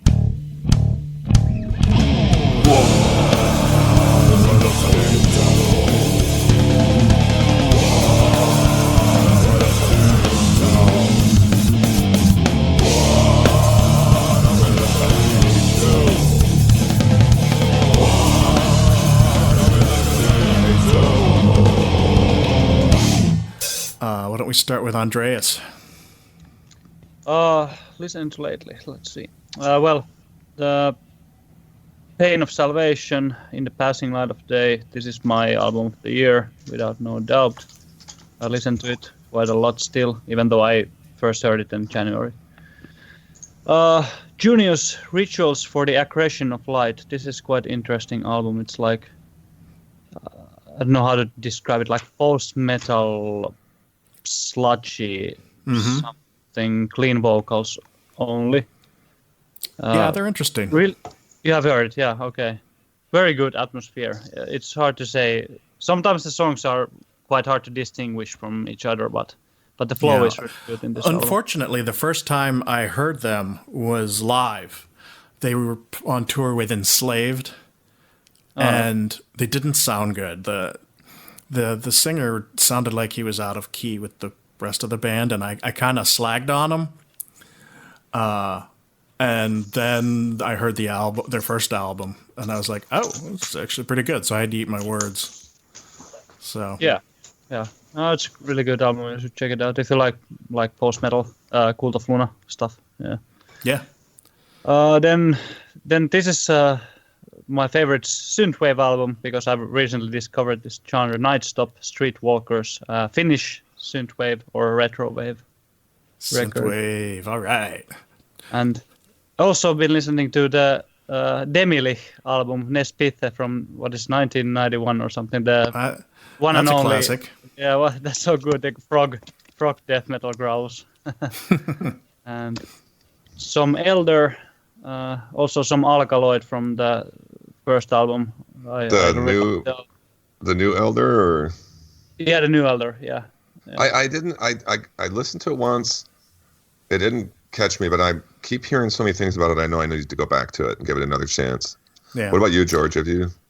I have not been back to it now. Okay. But yeah, I mean, I know I like some of their earlier stuff. I just haven't listened to this one that much yet. I think Andreas has got to be the fifth person that's told me that's resonating with them. So.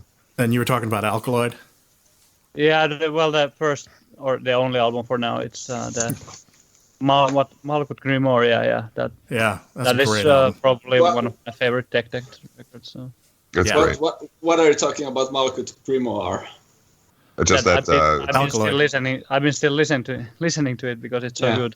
Yeah, you didn't like it at the first time I showed you, but it's been growing on you.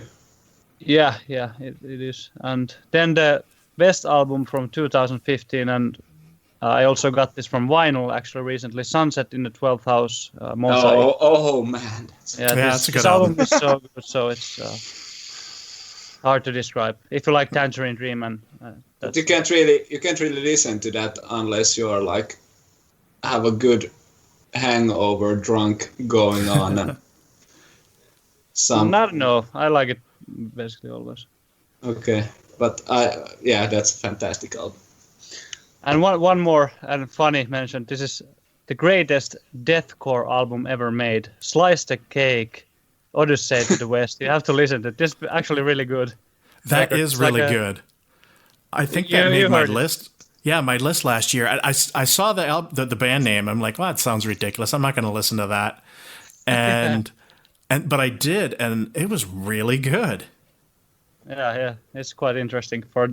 This is most definitely the greatest deathcore album ever made because it's impossible to make better in this genre. So. And there's a lot of controversy around that album because there was a composer that wrote the music and sort of hired this band to play this music, and they recorded the album, and he didn't like it.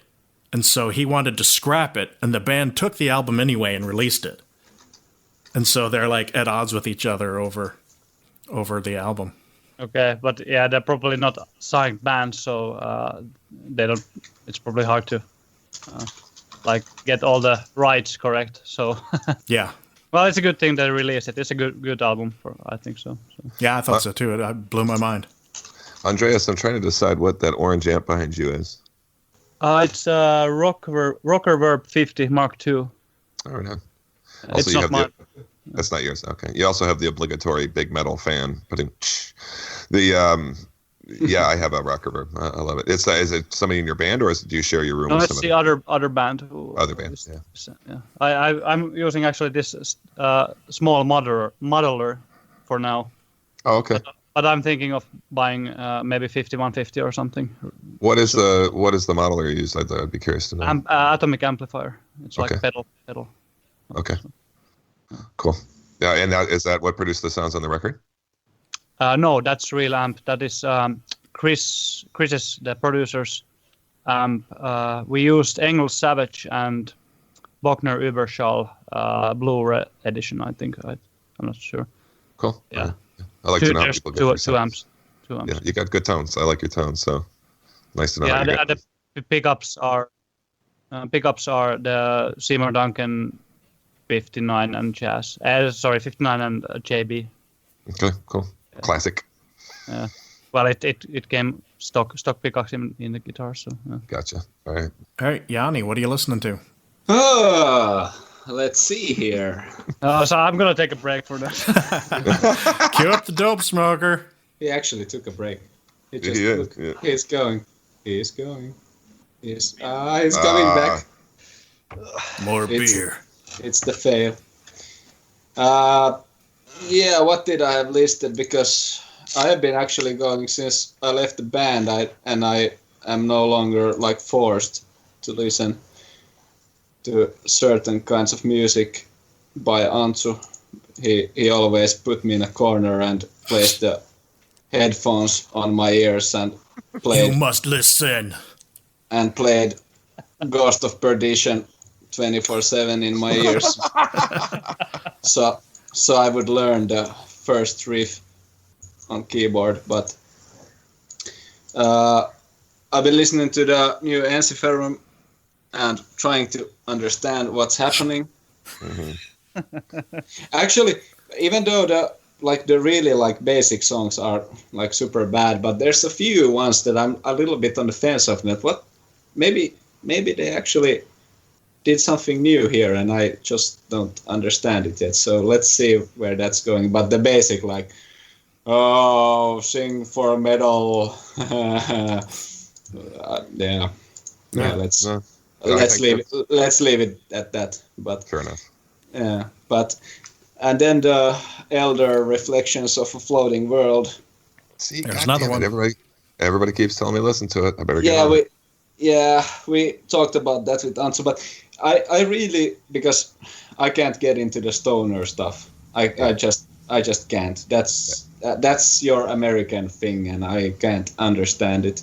That's kind of stoner, though.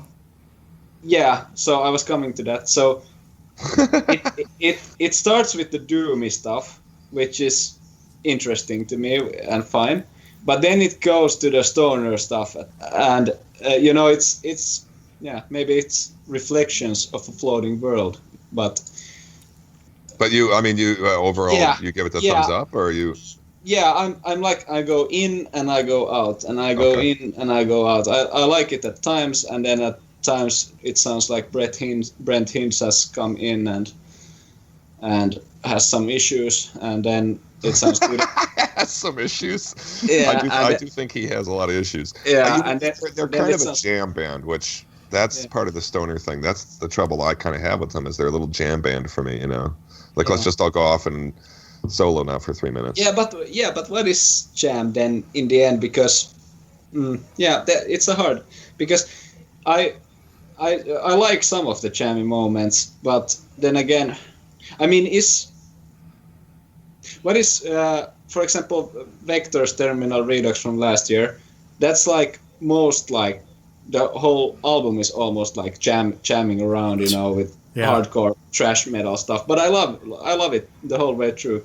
And this has this is not the same genre at all. I get that, but this has some of the stuff that I really like, and then comes the stoner stuff that I don't like. I don't know. I can't give like a verdict yet. Did you guys both like the last one, or which may have been I think it was their first one, the last one? Which band? Elder. The lore. No, this is the only album I've listened from them. So. It's different. I think I like the previous one a little better. It's more cohesive. Exactly. Yeah, and so because that one I resonated with me, and then the new one. But I need to give it another chance because people are talking about it, if nothing else. Mm.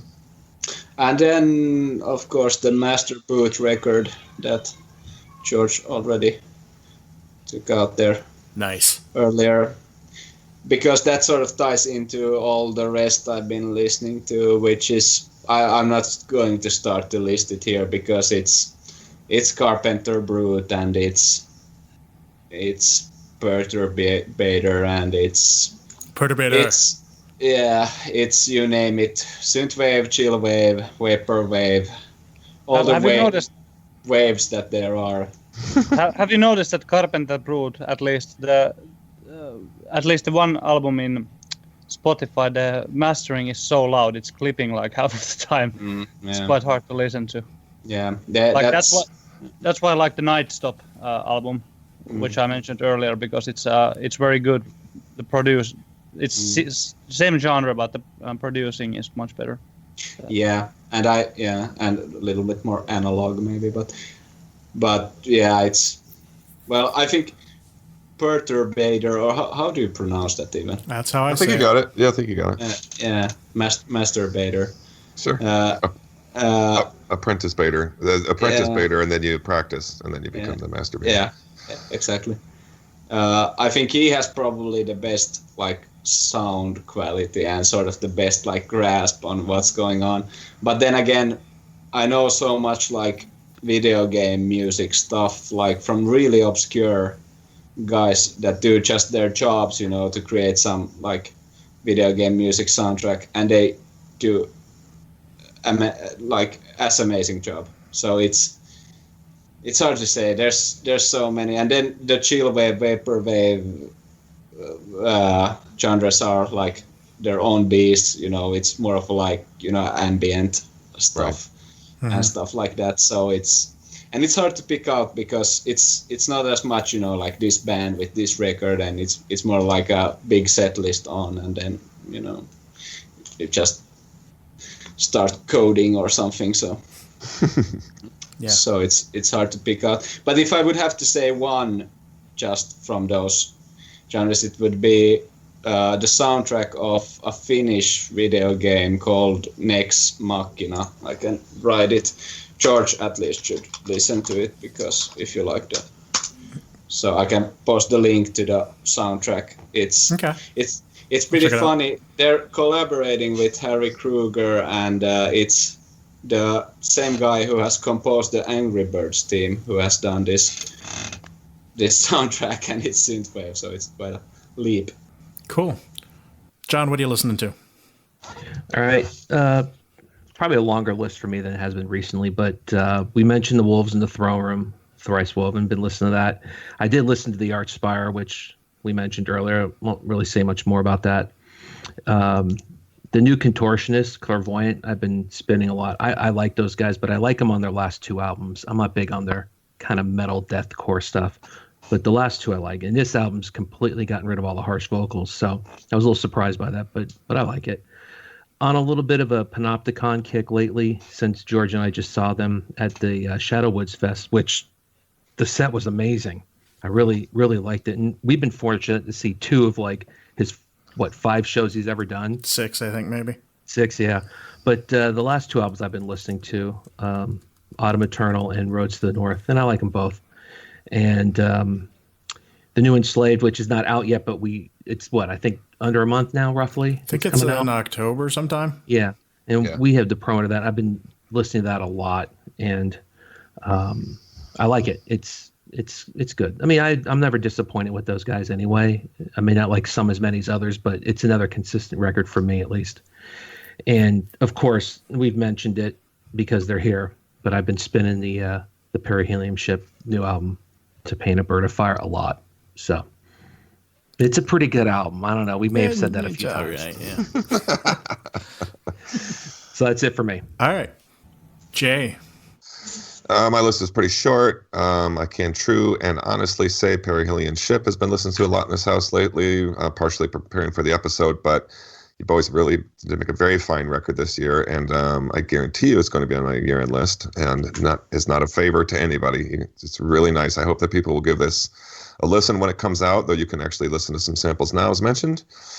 I am spending some time with the new Satyricon to see where it sits with me. Still on the fence. Haven't got anything to say about that yet. As mentioned, I like the Mercure. Just like John, I'm listening to the new Enslaved record. It's a real treat to have get things in advance because we're on the podcast. And I'm a huge Enslaved fan. So this one fits, just like John said, it fits somewhere in there. I mean, kind of reminds me of Vertebrae probably more than any of the other ones, but it's got a little bit of everything about them. And then George and I think said we were going to say our impressions of this record on this podcast. And I don't think I'm going to, George. I think I'm going to review it. In fact, I know I'm going to review it. It's not the Enslaved. It's the Bell Witch. And that's not because I'm going to say it's the greatest record I've ever heard. It's super difficult. But there's a lot of things I want to say about it. So I've been listening to the Bell Witch, and which is not out yet. But I'll say this. The one thing I will say is, to me, it sounds exactly like the cover looks, and that's not necessarily praise. Bell Witch. Yeah, you might hate it, dude. It's like It doesn't matter. I check it out anyway. So okay. Well, this one's super not out slow. yet, but their last one, Four Phantoms, is good. Yeah, I call it J metal. Yeah, you got it. Yeah, I mean, it's much okay. Yeah. yeah, Four Phantoms it's. This guy, it's just a bass and drums and singing, and then they have this guest singers on most of their records, but he plays with 2 hands on the fretboard, so it's not overdubbed when you hear this stuff. That's just him playing. But anyway, there's a lot to say about the new record, and as a band that we really like on this podcast, it's going to be divisive.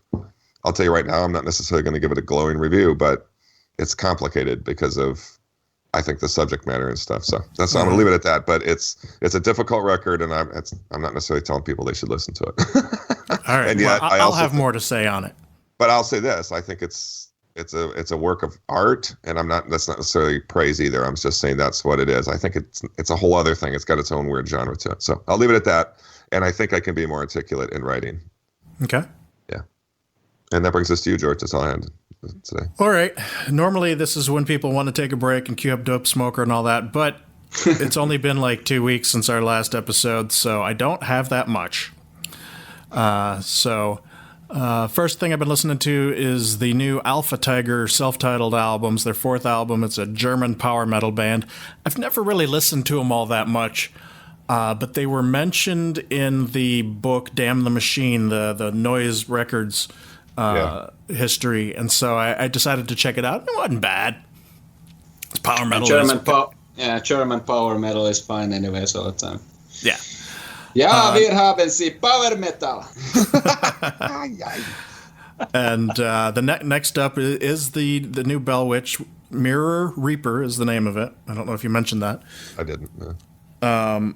And it's not out yet, but we've got the promo, and it's one track at 1 hour and 23 minutes and change. So it's actually longer than Dope Smoker, the album that we use as our joke long album. And only bass and drums. And I sat through it beginning to end a couple days ago. And I like their previous work, and I don't. I'm curious what Jay's going to say in his review, but I don't dislike it. However, for a song that's an hour and 23 minutes long, there's not a lot of meat on the bones. It should have gone. It doesn't go a lot of places. It's kind of like, here's a chord. Let's spend 20 minutes on it. Here's another chord. Yeah. Back to the first chord. Okay, we're distorted now.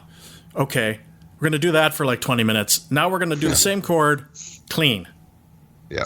And here it is again, the second one. Okay, and we're going to do that for another 20 minutes. And so there's not, it seems a little repetitive and slow, but honestly, you can't be Vector for an hour and 23 minutes. So this is the you opposite kind of of have that. to you kind of have to gauge this from a completely different scale than you would anything else. I'm going to share a couple of my thoughts with you now because I can do it better in writing, and I don't mean to get all deep on you here, but first and foremost, the record is them partially digesting the death of their drummer. So if there was ever a dirge, this is a dirge, like a motherfucker. For sure. And then I will also say, without making it personal or deep, as I say, I listened to it for the first time on the 4-year anniversary of my brother's death. And so I kind of had a different experience with it, but I can tell you right now, I'm not necessarily going to tell people to buy it, but I've got a lot of things to say about it that mix in those facts, and that I think they were kind of honoring their drummer's memory in a weird sort of way. And then also, well, the rest I'll have to do by words, but yeah. It's a very difficult record. And I can tell you this, even if it makes my year-end list, which it might, I don't know if I'll ever listen to it more than 3 times all the way through. Yeah. So that's a weird fact, but I'm telling you. Yeah, well, it's the kind of thing that if I listen to it again, I'm going to put it on the background while I'm doing something else, because it's too long to dedicate an hour and 23 minutes to just sitting down and listening to by itself with regularity. And as far as just like having a varied amount of things going on, it doesn't demand an hour and 23 minutes. It's just that it doesn't go a lot of places, Yeah. Now, so it is what it is, but I'm going to deal with that in my review too, about what that means to me. But as far as it being a metaphor for death, I'll say this: they nailed it. Yeah, it is eternal. But I will say that I think the last half hour or so is probably my favorite. I really dug the clean vocal thing that he did towards the end there. That's the guest vocalist. He's also on Four Phantoms and the first record, and they think of him as their sort of spiritual third member. So that's not even a member of the band, but I agree with you. Right. That's See, the these best are things part I don't know. So. I will know what I like. I'm moved to get this review done pretty quick, and it's going to be only as confusing as everything we've just said, but still. Where are you doing reviews? Which site? We're on our we are metalheads.com. It's the podcast Facebook page, or a podcast web page. Yeah, we've been sort of not doing many reviews the last year or so. We're trying to get back on that horse and do more writing. But we're being the podcast better. takes so much time that. Have you thought about doing video reviews? Yeah. As a matter of fact, I used to do video stuff, just me, before I started the podcast and brought everybody else in. And it's funny you say that, because I'm sort of gearing up towards doing like short single album video things that I can just put up on YouTube. Well, and you just did an audio review, so we're stepping up the writing again. I'm going to have this review up pretty soon, and secondarily, I'm almost finished with part 2, or the next edition in the Why I Love series, and I'm doing Celtic Frost. So Sweet. Yeah, I'll send it to you soon. It's close to finish, but those take time. They're kind of hard. So now that I said the video thing, I guess I got to do it. And I guess if you like want to like sort of continue the channel, the video log stuff is probably the future in that sense that you should. Well, it's funny that I actually even though if you would hate it, you probably should jump on it because it's. Yeah. Well, it's funny because I started doing video and then went to podcasting, partly because it took less time to edit, and because you can listen to something in your car. You can't really watch a YouTube video in your car, not if you want to like not crash. So incidentally, an invitation. But that's changing, I think. But sorry, Jay. Yeah. Well, only that I was going to extend to you two an invitation because I really believe that we get a lot of different guests, but you are two guys that I think about music the way that we do. You pick apart things, obviously. If you ever want to review a record, we'll gladly post any review that you do on our webpage. If you ever feel so moved. Yeah. Or not your own. Yeah. Don't review your own record, though. Yeah. By the way, I forgot one album from what I've been listening to, actually, the Xantacroid, new Xantacroid. Yeah, right. Yeah, me too. Yeah. Part 1. And boy, does it suck. It's cinematic. Actually, is that on my? It's not on my list. It should have been on my list. I'm not done with my list, by the way.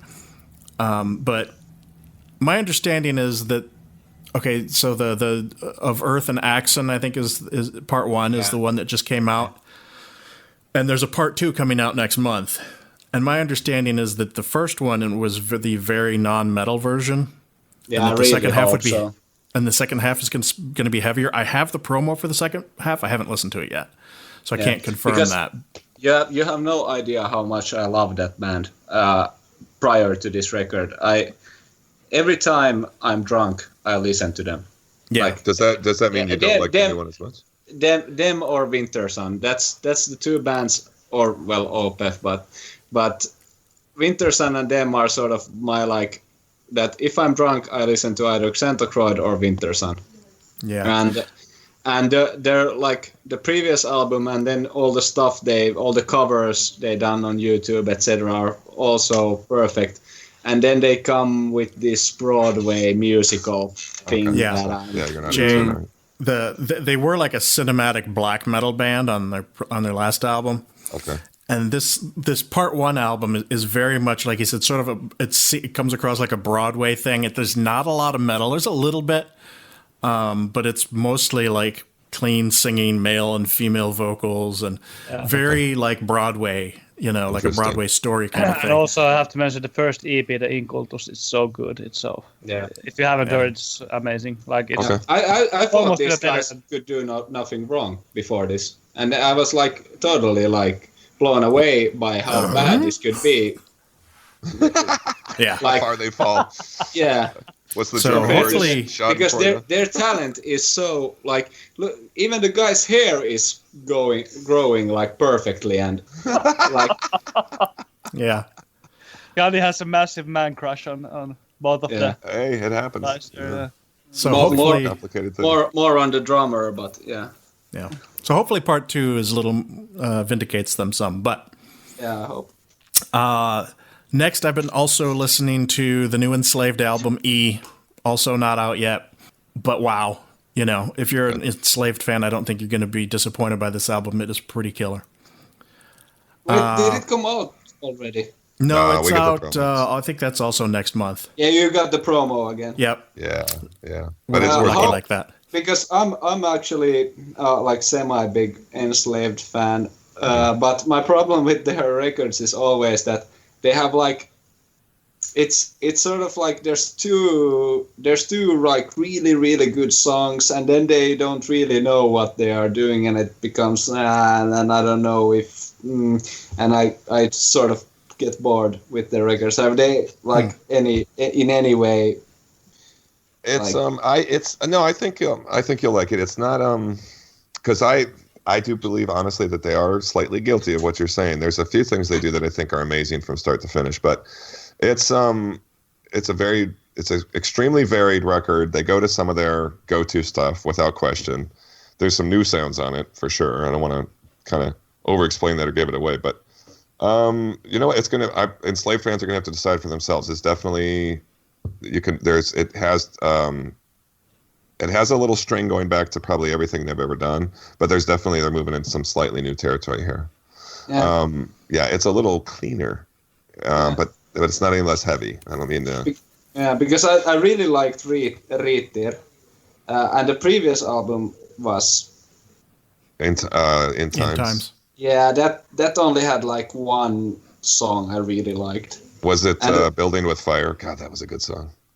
Yeah, That's not very proggy, but it's the clean vocals one. Yeah, I think it was that one. I don't know that they've ever topped. I still think Issa, Rune, and Beneath the Lights are my three favorites. Yeah, mine is probably Rune, but again, it's sometimes hard to pick with that band because they're they're consistently good. Yeah, and bad at the same time. It's sort Fair of enough. like balancing act that you sometimes get bored with them because it's. But yeah, let's hope again. What was the album that had The Watcher in it? It's I think that's hold on. Vertebrae. Oh, I like Vertebrae. Are you not? Yeah, I like that one. Yeah. I had the good fortune to actually purchase that on release day in Bergen, with just a coincidence that I was in Nice. Norway. Yeah, and it just like was such a point of pride with me. That was the one that shows they wear their love for Dark Side of the Moon on their sleeves with that record. Yeah, exactly. Maybe why I like it. Did you listen to the solo project that one of them just had? That was kind of an atmospheric thing. Bart's No, back. not at all. I haven't heard it either. Maybe What's I that? should. It's all right. It's okay.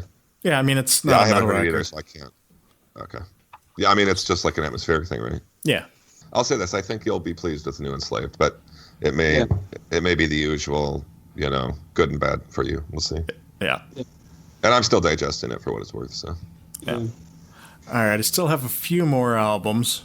Next one is a band called Inhuman Form, and the album is called Opening of the Eye by the Death of the Eye. The first I being EYE, the second I being the letter I. This is a second album from a Massachusetts black metal band, and I heard about these guys last weekend.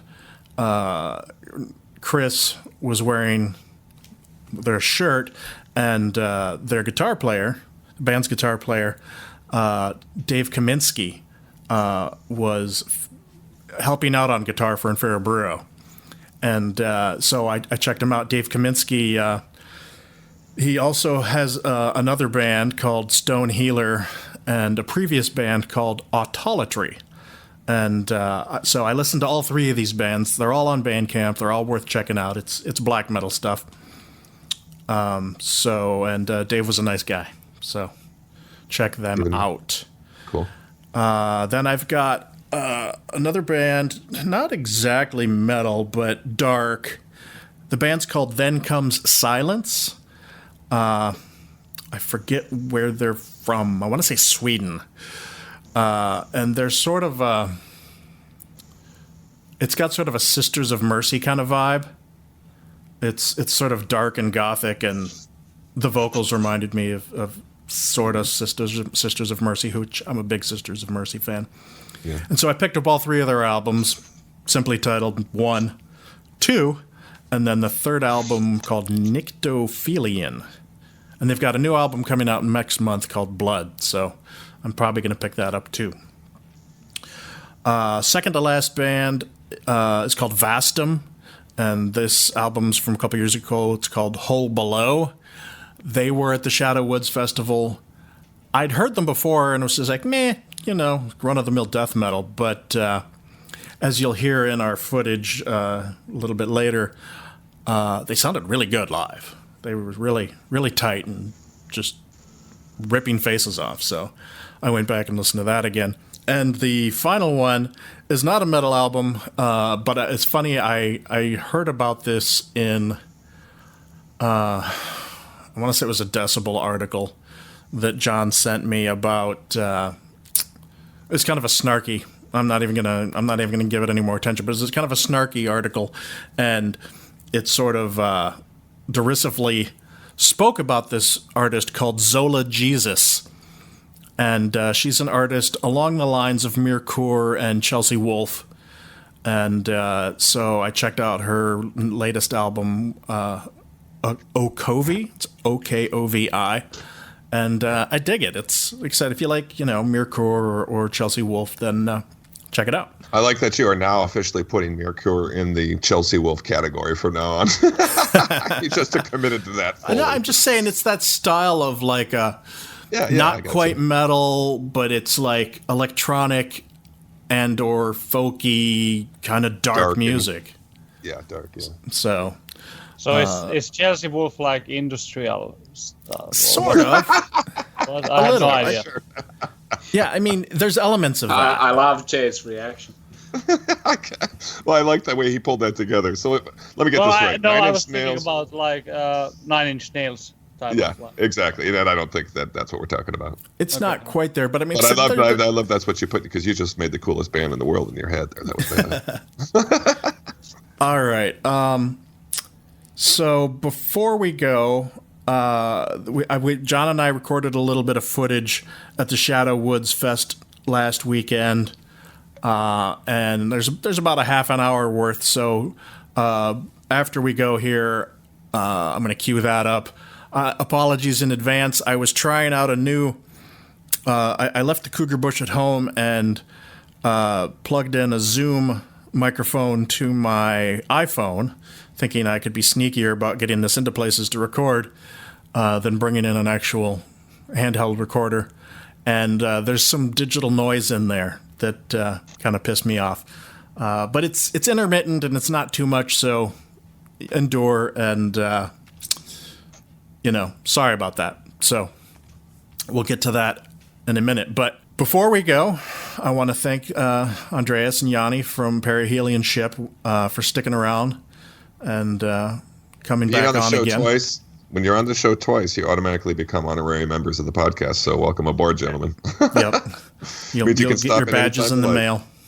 Maybe I can write the new next theme song for you. There you go. Be glad to have one. I really need to hire a stylist after this. You asked. Yeah. We haven't seen you because you haven't been on video all day, but I'm assuming that's true. Get it together, man. So thanks again for coming on. Perihelion Ship. Look for them on Bandcamp and pick up those albums. And go to the Indiegogo. And like I said, it should still be going when this posts. So go support them. Yeah, push them over the edge. I myself will do so. Yes. Thank you guys for coming on, man. You guys are a lot of fun. Yeah. And before we go, I just want to say make sure to check us out on SoundCloud. We're on Facebook. We're on Twitter, Instagram, Stitcher, and you can always find us at wearemetalheads.com.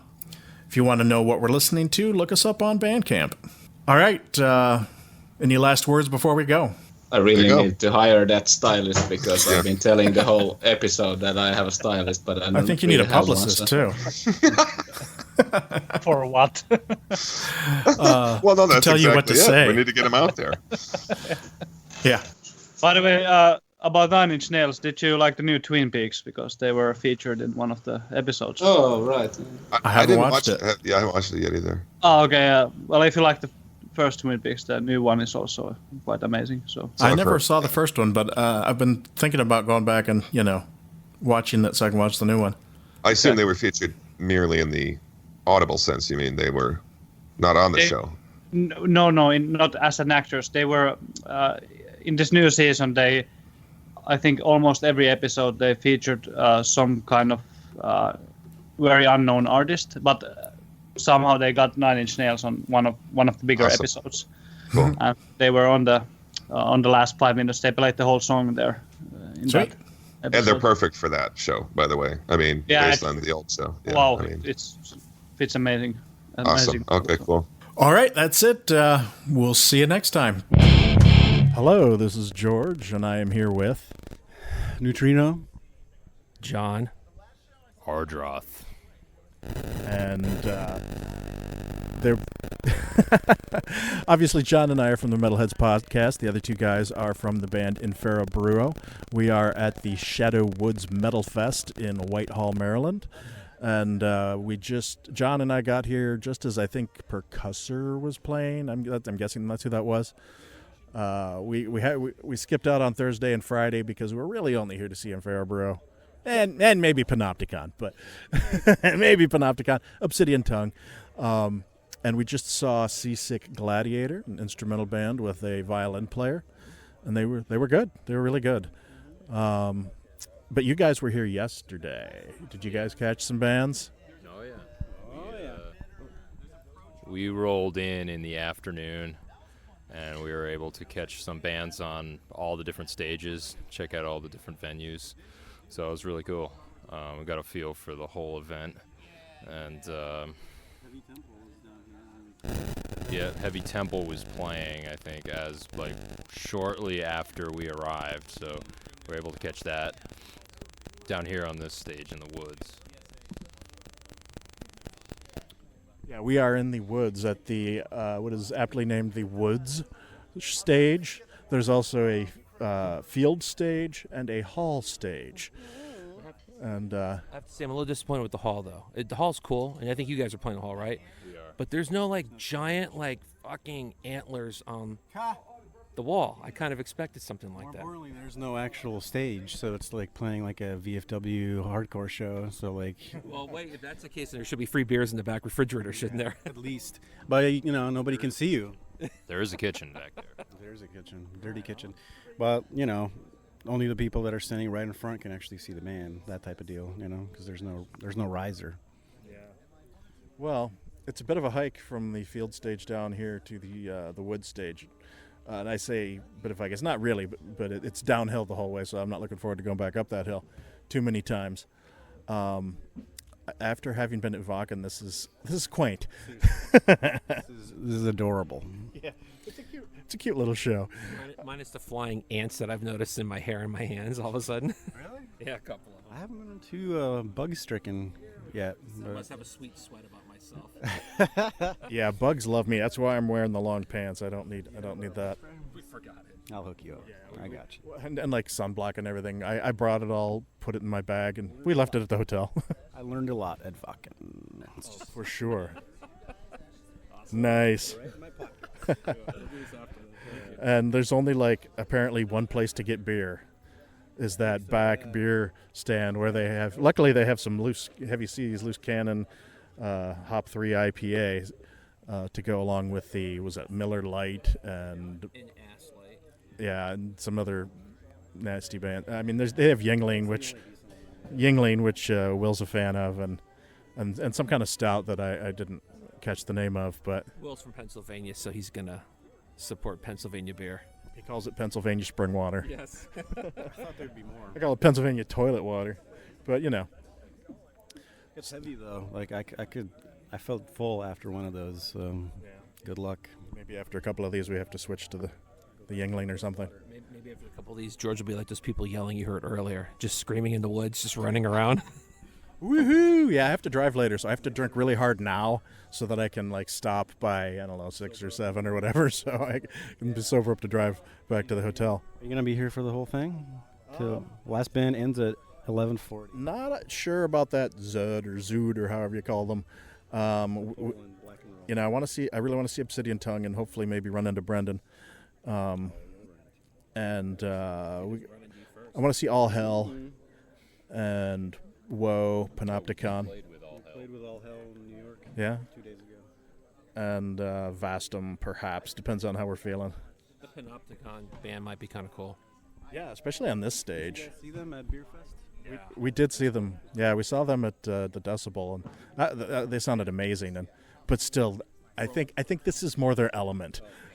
Yeah, and the sound out here, this is the best sounding stage. It's gonna be, and the stars were out last night. It's pretty epic. Nice. Get ready.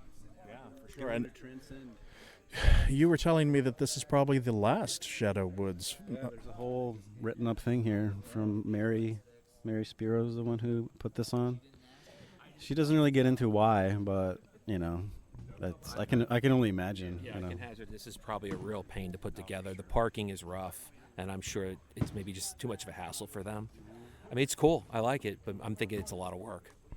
I can tell you that the parking is definitely a hassle coming in here, we're like driving it. We're like, okay, you had to stop and check in and fill out some strange ass form with like next of kin and insurance information. And I asked what. But in case I get lost, it's gonna find me.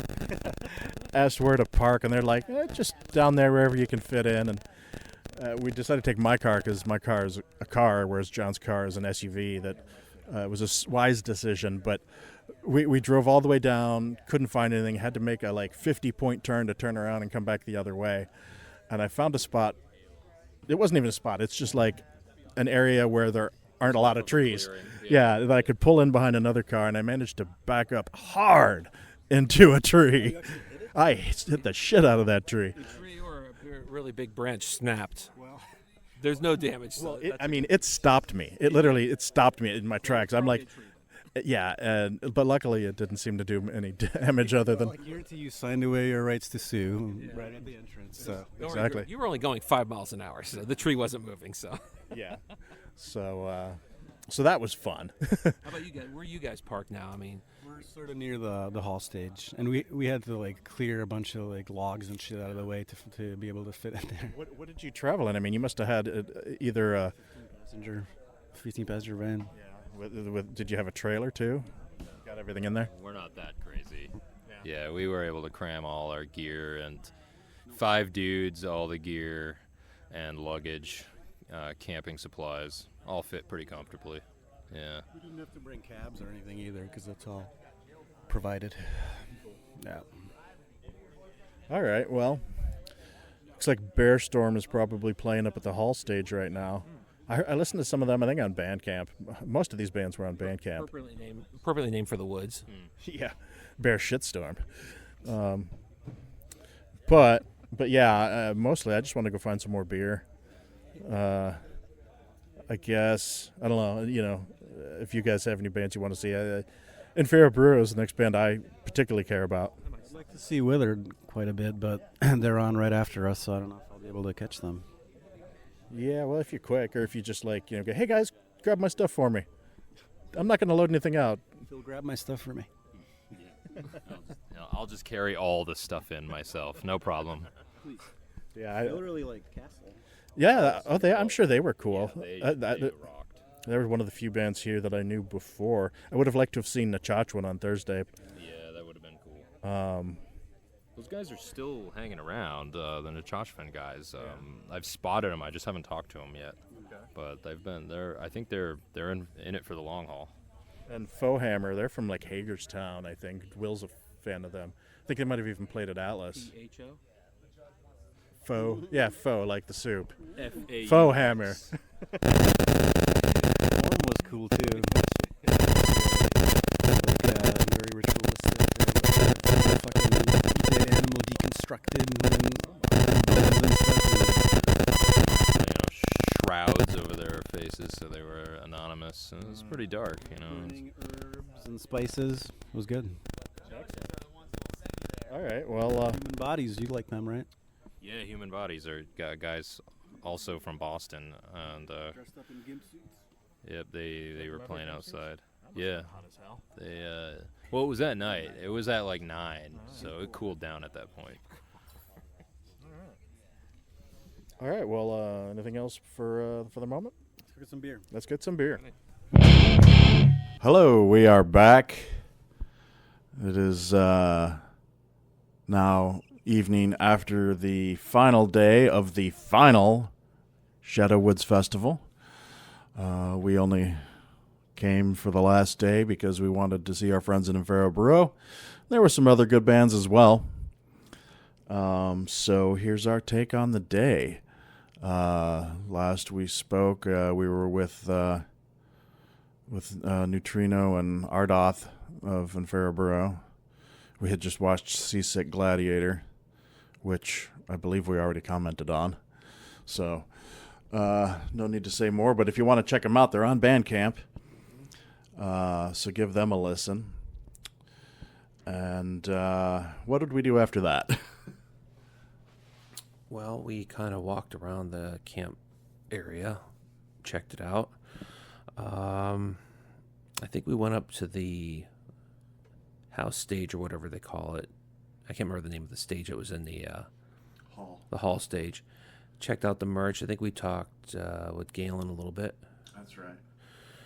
And then we kind of just wandered around. We listened to a band on the side. I think we got some food. We just kind of bummed around for the first few hours until Obsidian Tongue came on. No, actually, until Infera. Obsidian was after Infera. That is correct. Okay, yeah. I guess you're right. So, yeah. So we bummed around until Infera came on. Okay. Yeah. I can't remember now. Yeah, Chris was making a joke because they were playing at 4:20, which of course is the notorious pot smoking time, and the band that was playing before them was called Toke, and he's like, yeah, they should have been in that slot, and he's like, yeah, actually that's a good point. But yeah, so they played inside the hall, and we went in and busted his balls a little bit while they were sound checking. And they came on, and damn, did they sound good. I'm still completely impressed with how they sounded, and I took some video of one of their songs, so hopefully I'll be able to post it. It was really long. I did about 10 minutes of a 13-minute song. And the audio came out surprisingly good, so if I can post that, I will. Most black metal bands that I see, the sound's kind of muddy. And like Mayhem, when we saw them at MDF, it was kind of as Sergey calls it, it was a buzzsaw of just noise. And I tend to agree. But their sound was really good. There was good separation of all the instruments. You could hear the vocals clearly over top of everything. I thought it sounded really good. I felt the same way for the most part, minus the drums. I thought because they didn't have enough equipment to mic, that we lost a few things like the ride a little bit. But the snare and bass pedal were coming through all right. And on the audio, when you listen to what you recorded, I think that you can get that more sense of that. Mm-hmm. I did more, at least, when you played it. But yeah, their set was good. 4 songs. I believe you were saying 4, and they played the 4 songs. Yeah, with the 4 songs in 40 minutes. Yeah. The only issue was 2 issues, actually. Not them. But one was there was no riser. So we had to stand right in front. I always feel awkward standing in front of bands I know. Yeah. Because they were ground level with us. I was trying not to make eye contact. I always do that. I mean, I did that with Chemist too when we were there, but they were at least up on the stage. And so, we were standing pretty much directly in front of them so that we could see. And interestingly enough, we stood back about 5 feet from the stage, and there were a couple people that got in front of us, but the one guy, he basically kind of kneeled down the whole set. So I almost felt like saying, hey, you can stand up, man. It's cool. You're not going to be blocking my view that much. Yeah. I thought that was all right from him. The only other issue I had was it was a freaking sweat lodge in there. Oh, it was hot. Yeah, I was, and I was wearing the battle vest because essentially it was my purse. I needed more pockets so I could have the microphone and wristbands and cards and various things. And so, God, I was sweating my balls off. But it was a great set. And then after that, we went down to the. Let me tell you, there was 3 stages here. I don't think we mentioned this part. There's 3 stages. There's the hall stage, which was basically indoors. It's like a lodge kind of room, and so that was the hall stage. There was the field stage, which was basically a stage outside in front of an open field. Fairly decent sized field too. Yeah, it was a really good sized field, and that's where like the beer vendor, the single beer vendor, and the normal people food truck was. And there was a vegan food truck back in the trees by the hall stage, and then there was the wood Woods stage, which Woods of Ypres. Hell yeah! I saw somebody with a Woods of Ypres patch, and that was the one that was down. You had to like go down a path. There was a bit of a decline going down into the woods, and it had like a wooden stage, and there were like seats, like benches that you could actually sit on, because it probably, I think that it was like a boys and girls club that like does stuff there, and so they probably had that for like plays and things for the families to see. And I can't remember if we mentioned this earlier or not. I don't know if it's a state park or a rec park or whatever it is, but we're in the middle of the woods here, and so parking and situation for getting in was a little difficult. People are camping. There's campsites all over. So I mean, literally, there's tents.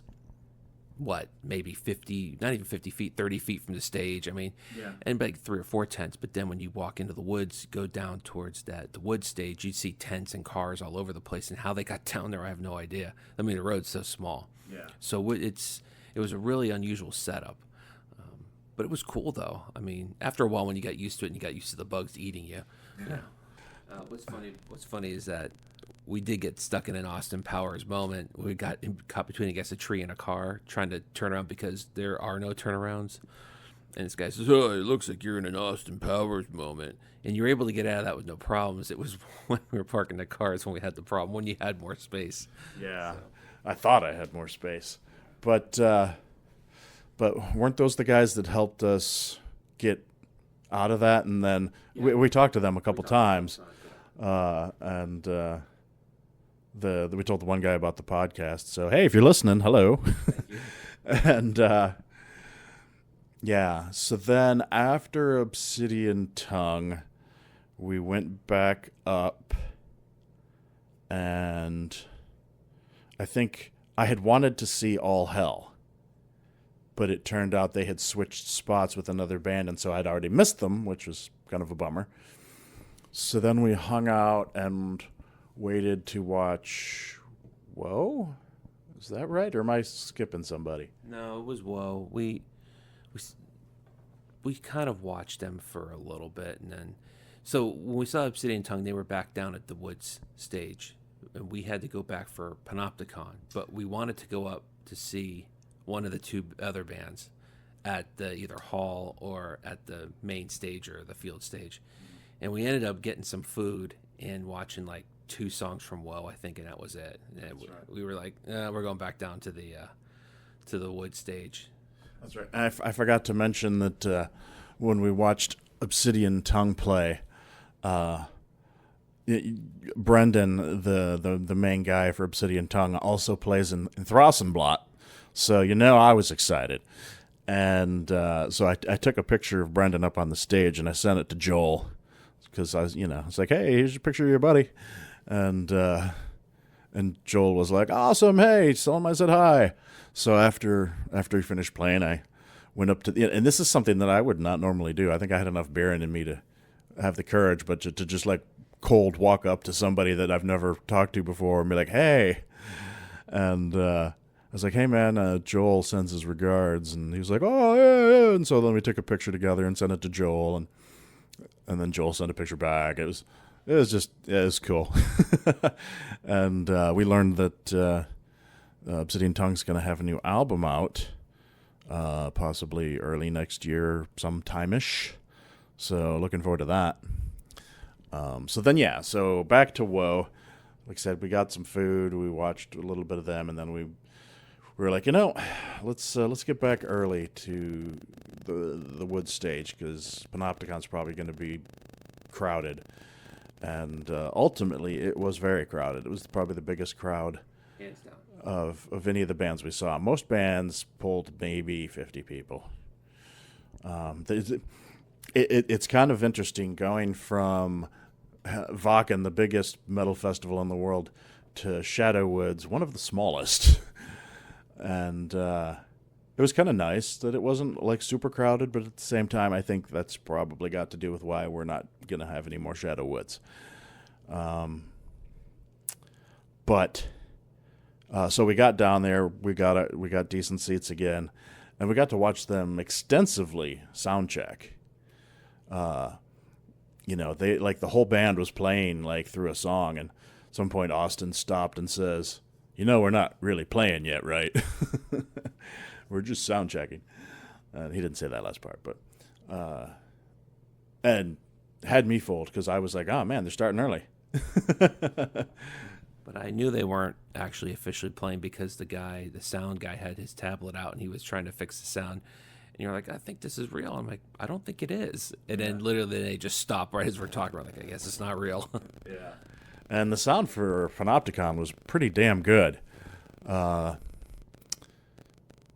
but I don't know. Shadowwoods needed to like spring for some lights or something. The only lights on the Woods stage were colored. When we initially got there, they had red lights on them. But then when they started to play, they were blue. They actually had white lights too. They did? I didn't see them. They went on just for like 10 seconds. Huh. So. And so you really couldn't see them. Like, they were mostly just like backlit by these blue lights because the lights were coming from behind. So you really couldn't see the band. At least not their faces and stuff. But it sort of lent this, like, what we do here is secret sort of vibe to it. Like, it was a secret show somewhere. And once it got dark, it was pitch black everywhere. They didn't bother to, like, string any lights down there or anything. It was black. And, if I had been like, hey, I'm, because they played for like an hour and 10-ish minutes.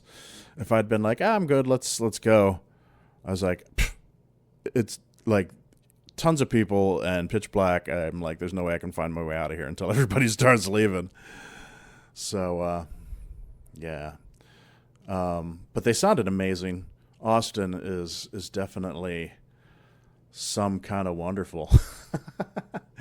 He's he really is a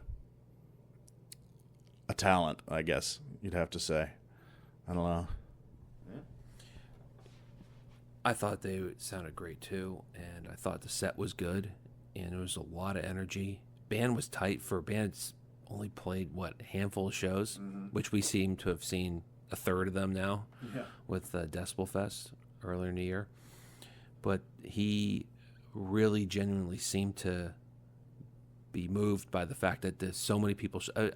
Some people showed up. I would say over half of the people who attended the fest were there just to see him play. Yeah. I mean, physically there. When we were watching them, because it was all the seats. They weren't all taken, but there was somebody was sitting on every bench, and they were all wrapped all the way around. Yeah, there were a lot of people down on the floor, and then like 2/3 of the way through the set, people just got up and said, "Hey, you know what? We're going to come down front and just like hang out." And then eventually, they even started, a pit and got things going. But yeah, it was a great crowd, and it just every time I kept looking, I always feel awkward looking back because people are like, "What are you looking at?" I was like, "I want to see how many people here," and it was a lot. It was just a lot of people, which was cool. Yeah. So I would say they ended up being the real headline of the whole festival, even though it's 3 different stages. Yeah, they were the headliner for that stage. I can't believe I completely forgot when we were. Well, I seemed to want to skip over Obsidian Tongue because I just kept moving on and not talking about it. So going back to Obsidian Tongue again, after talking to Brendan, John and Chris were talking, and I came over to talk to them.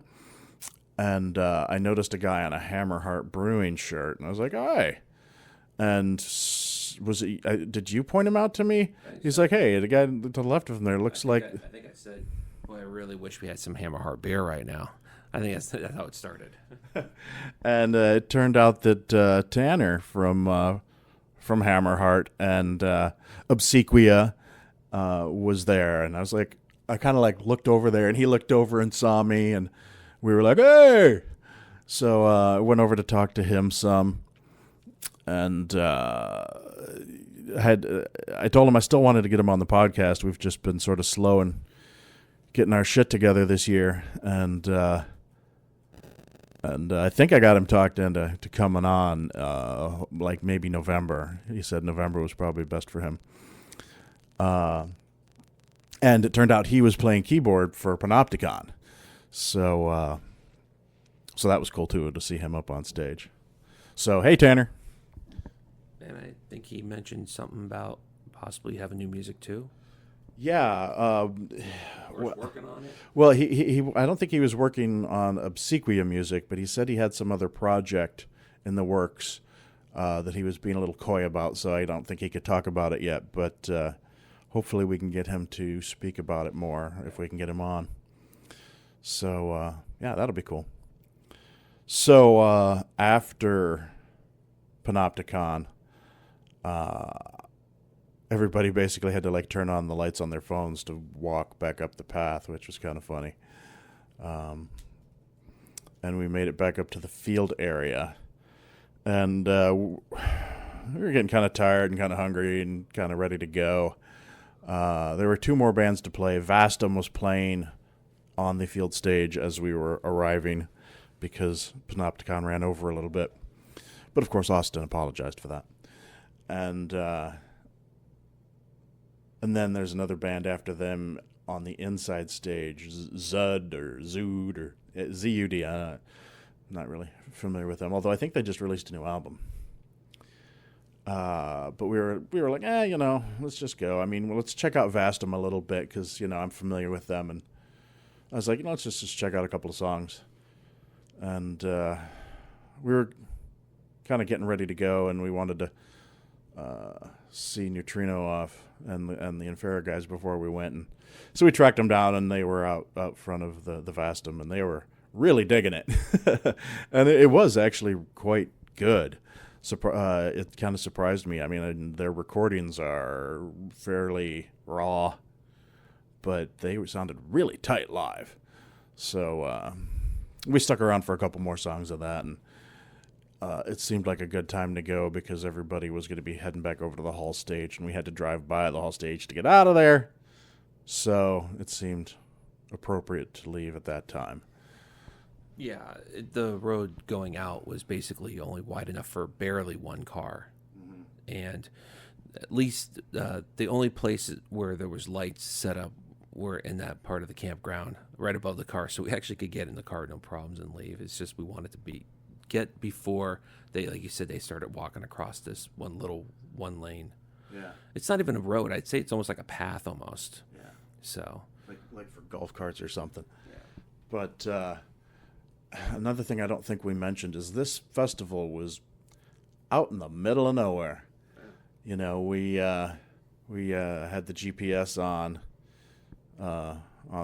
my phone to get us there, and John was navigating, and it was an interesting drive. It was very, very out in the country. We even saw some Mennonites, and looking at them caused us to miss a turn, and we had to turn around and go back the other way. I'd say we were, maybe 10 miles from the Pennsylvania border? Maybe 15, roughly? Pretty close. Pretty close, yeah. I mean, we passed Hunt Valley, and I think we were only like 20 miles from York, which is in Pennsylvania. Yeah, which is just inside Pennsylvania. So yeah, it was up there and out there, I guess in retrospect, had we taken a different route, it might not have seemed so out in the country. The route we came back was much more occupied by people. A lot less corn. We saw a lot of corn. So yeah, it was a good time altogether. Not as busy and crazy as some of the festivals we've been to, but it was still a fun time. I kind of enjoyed the fact that we had a lot of room to walk around, and there weren't any lines to get in the bathroom or to get food. It would have been nice to have a few more people, mm-hmm. but it was also really nice to kind of just spread out. I mean, people were sitting, the stage, what would you say, went back about 30 feet with people at the most? Yeah. And evenly spread out. And there were still people standing and sitting back like about 50 to 100 feet from the stage, just taking it all in. Yeah, you out know, in the middle by themselves. Especially at night. There were people who were just laying on the grass, looking up at the stars, and just listening. I almost did a couple times, yeah. So, yeah.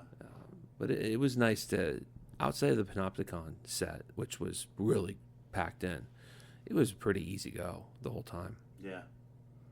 So, personally, I mean, there weren't that many bands to choose from, but two favorites would obviously be Inferaburo and Panopticon for me.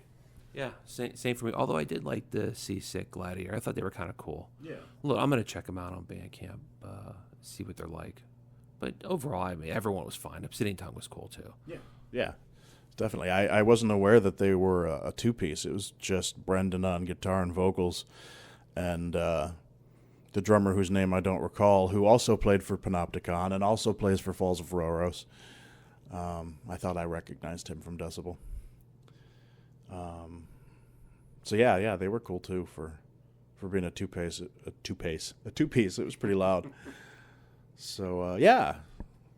So I guess that's just about it. You got anything else?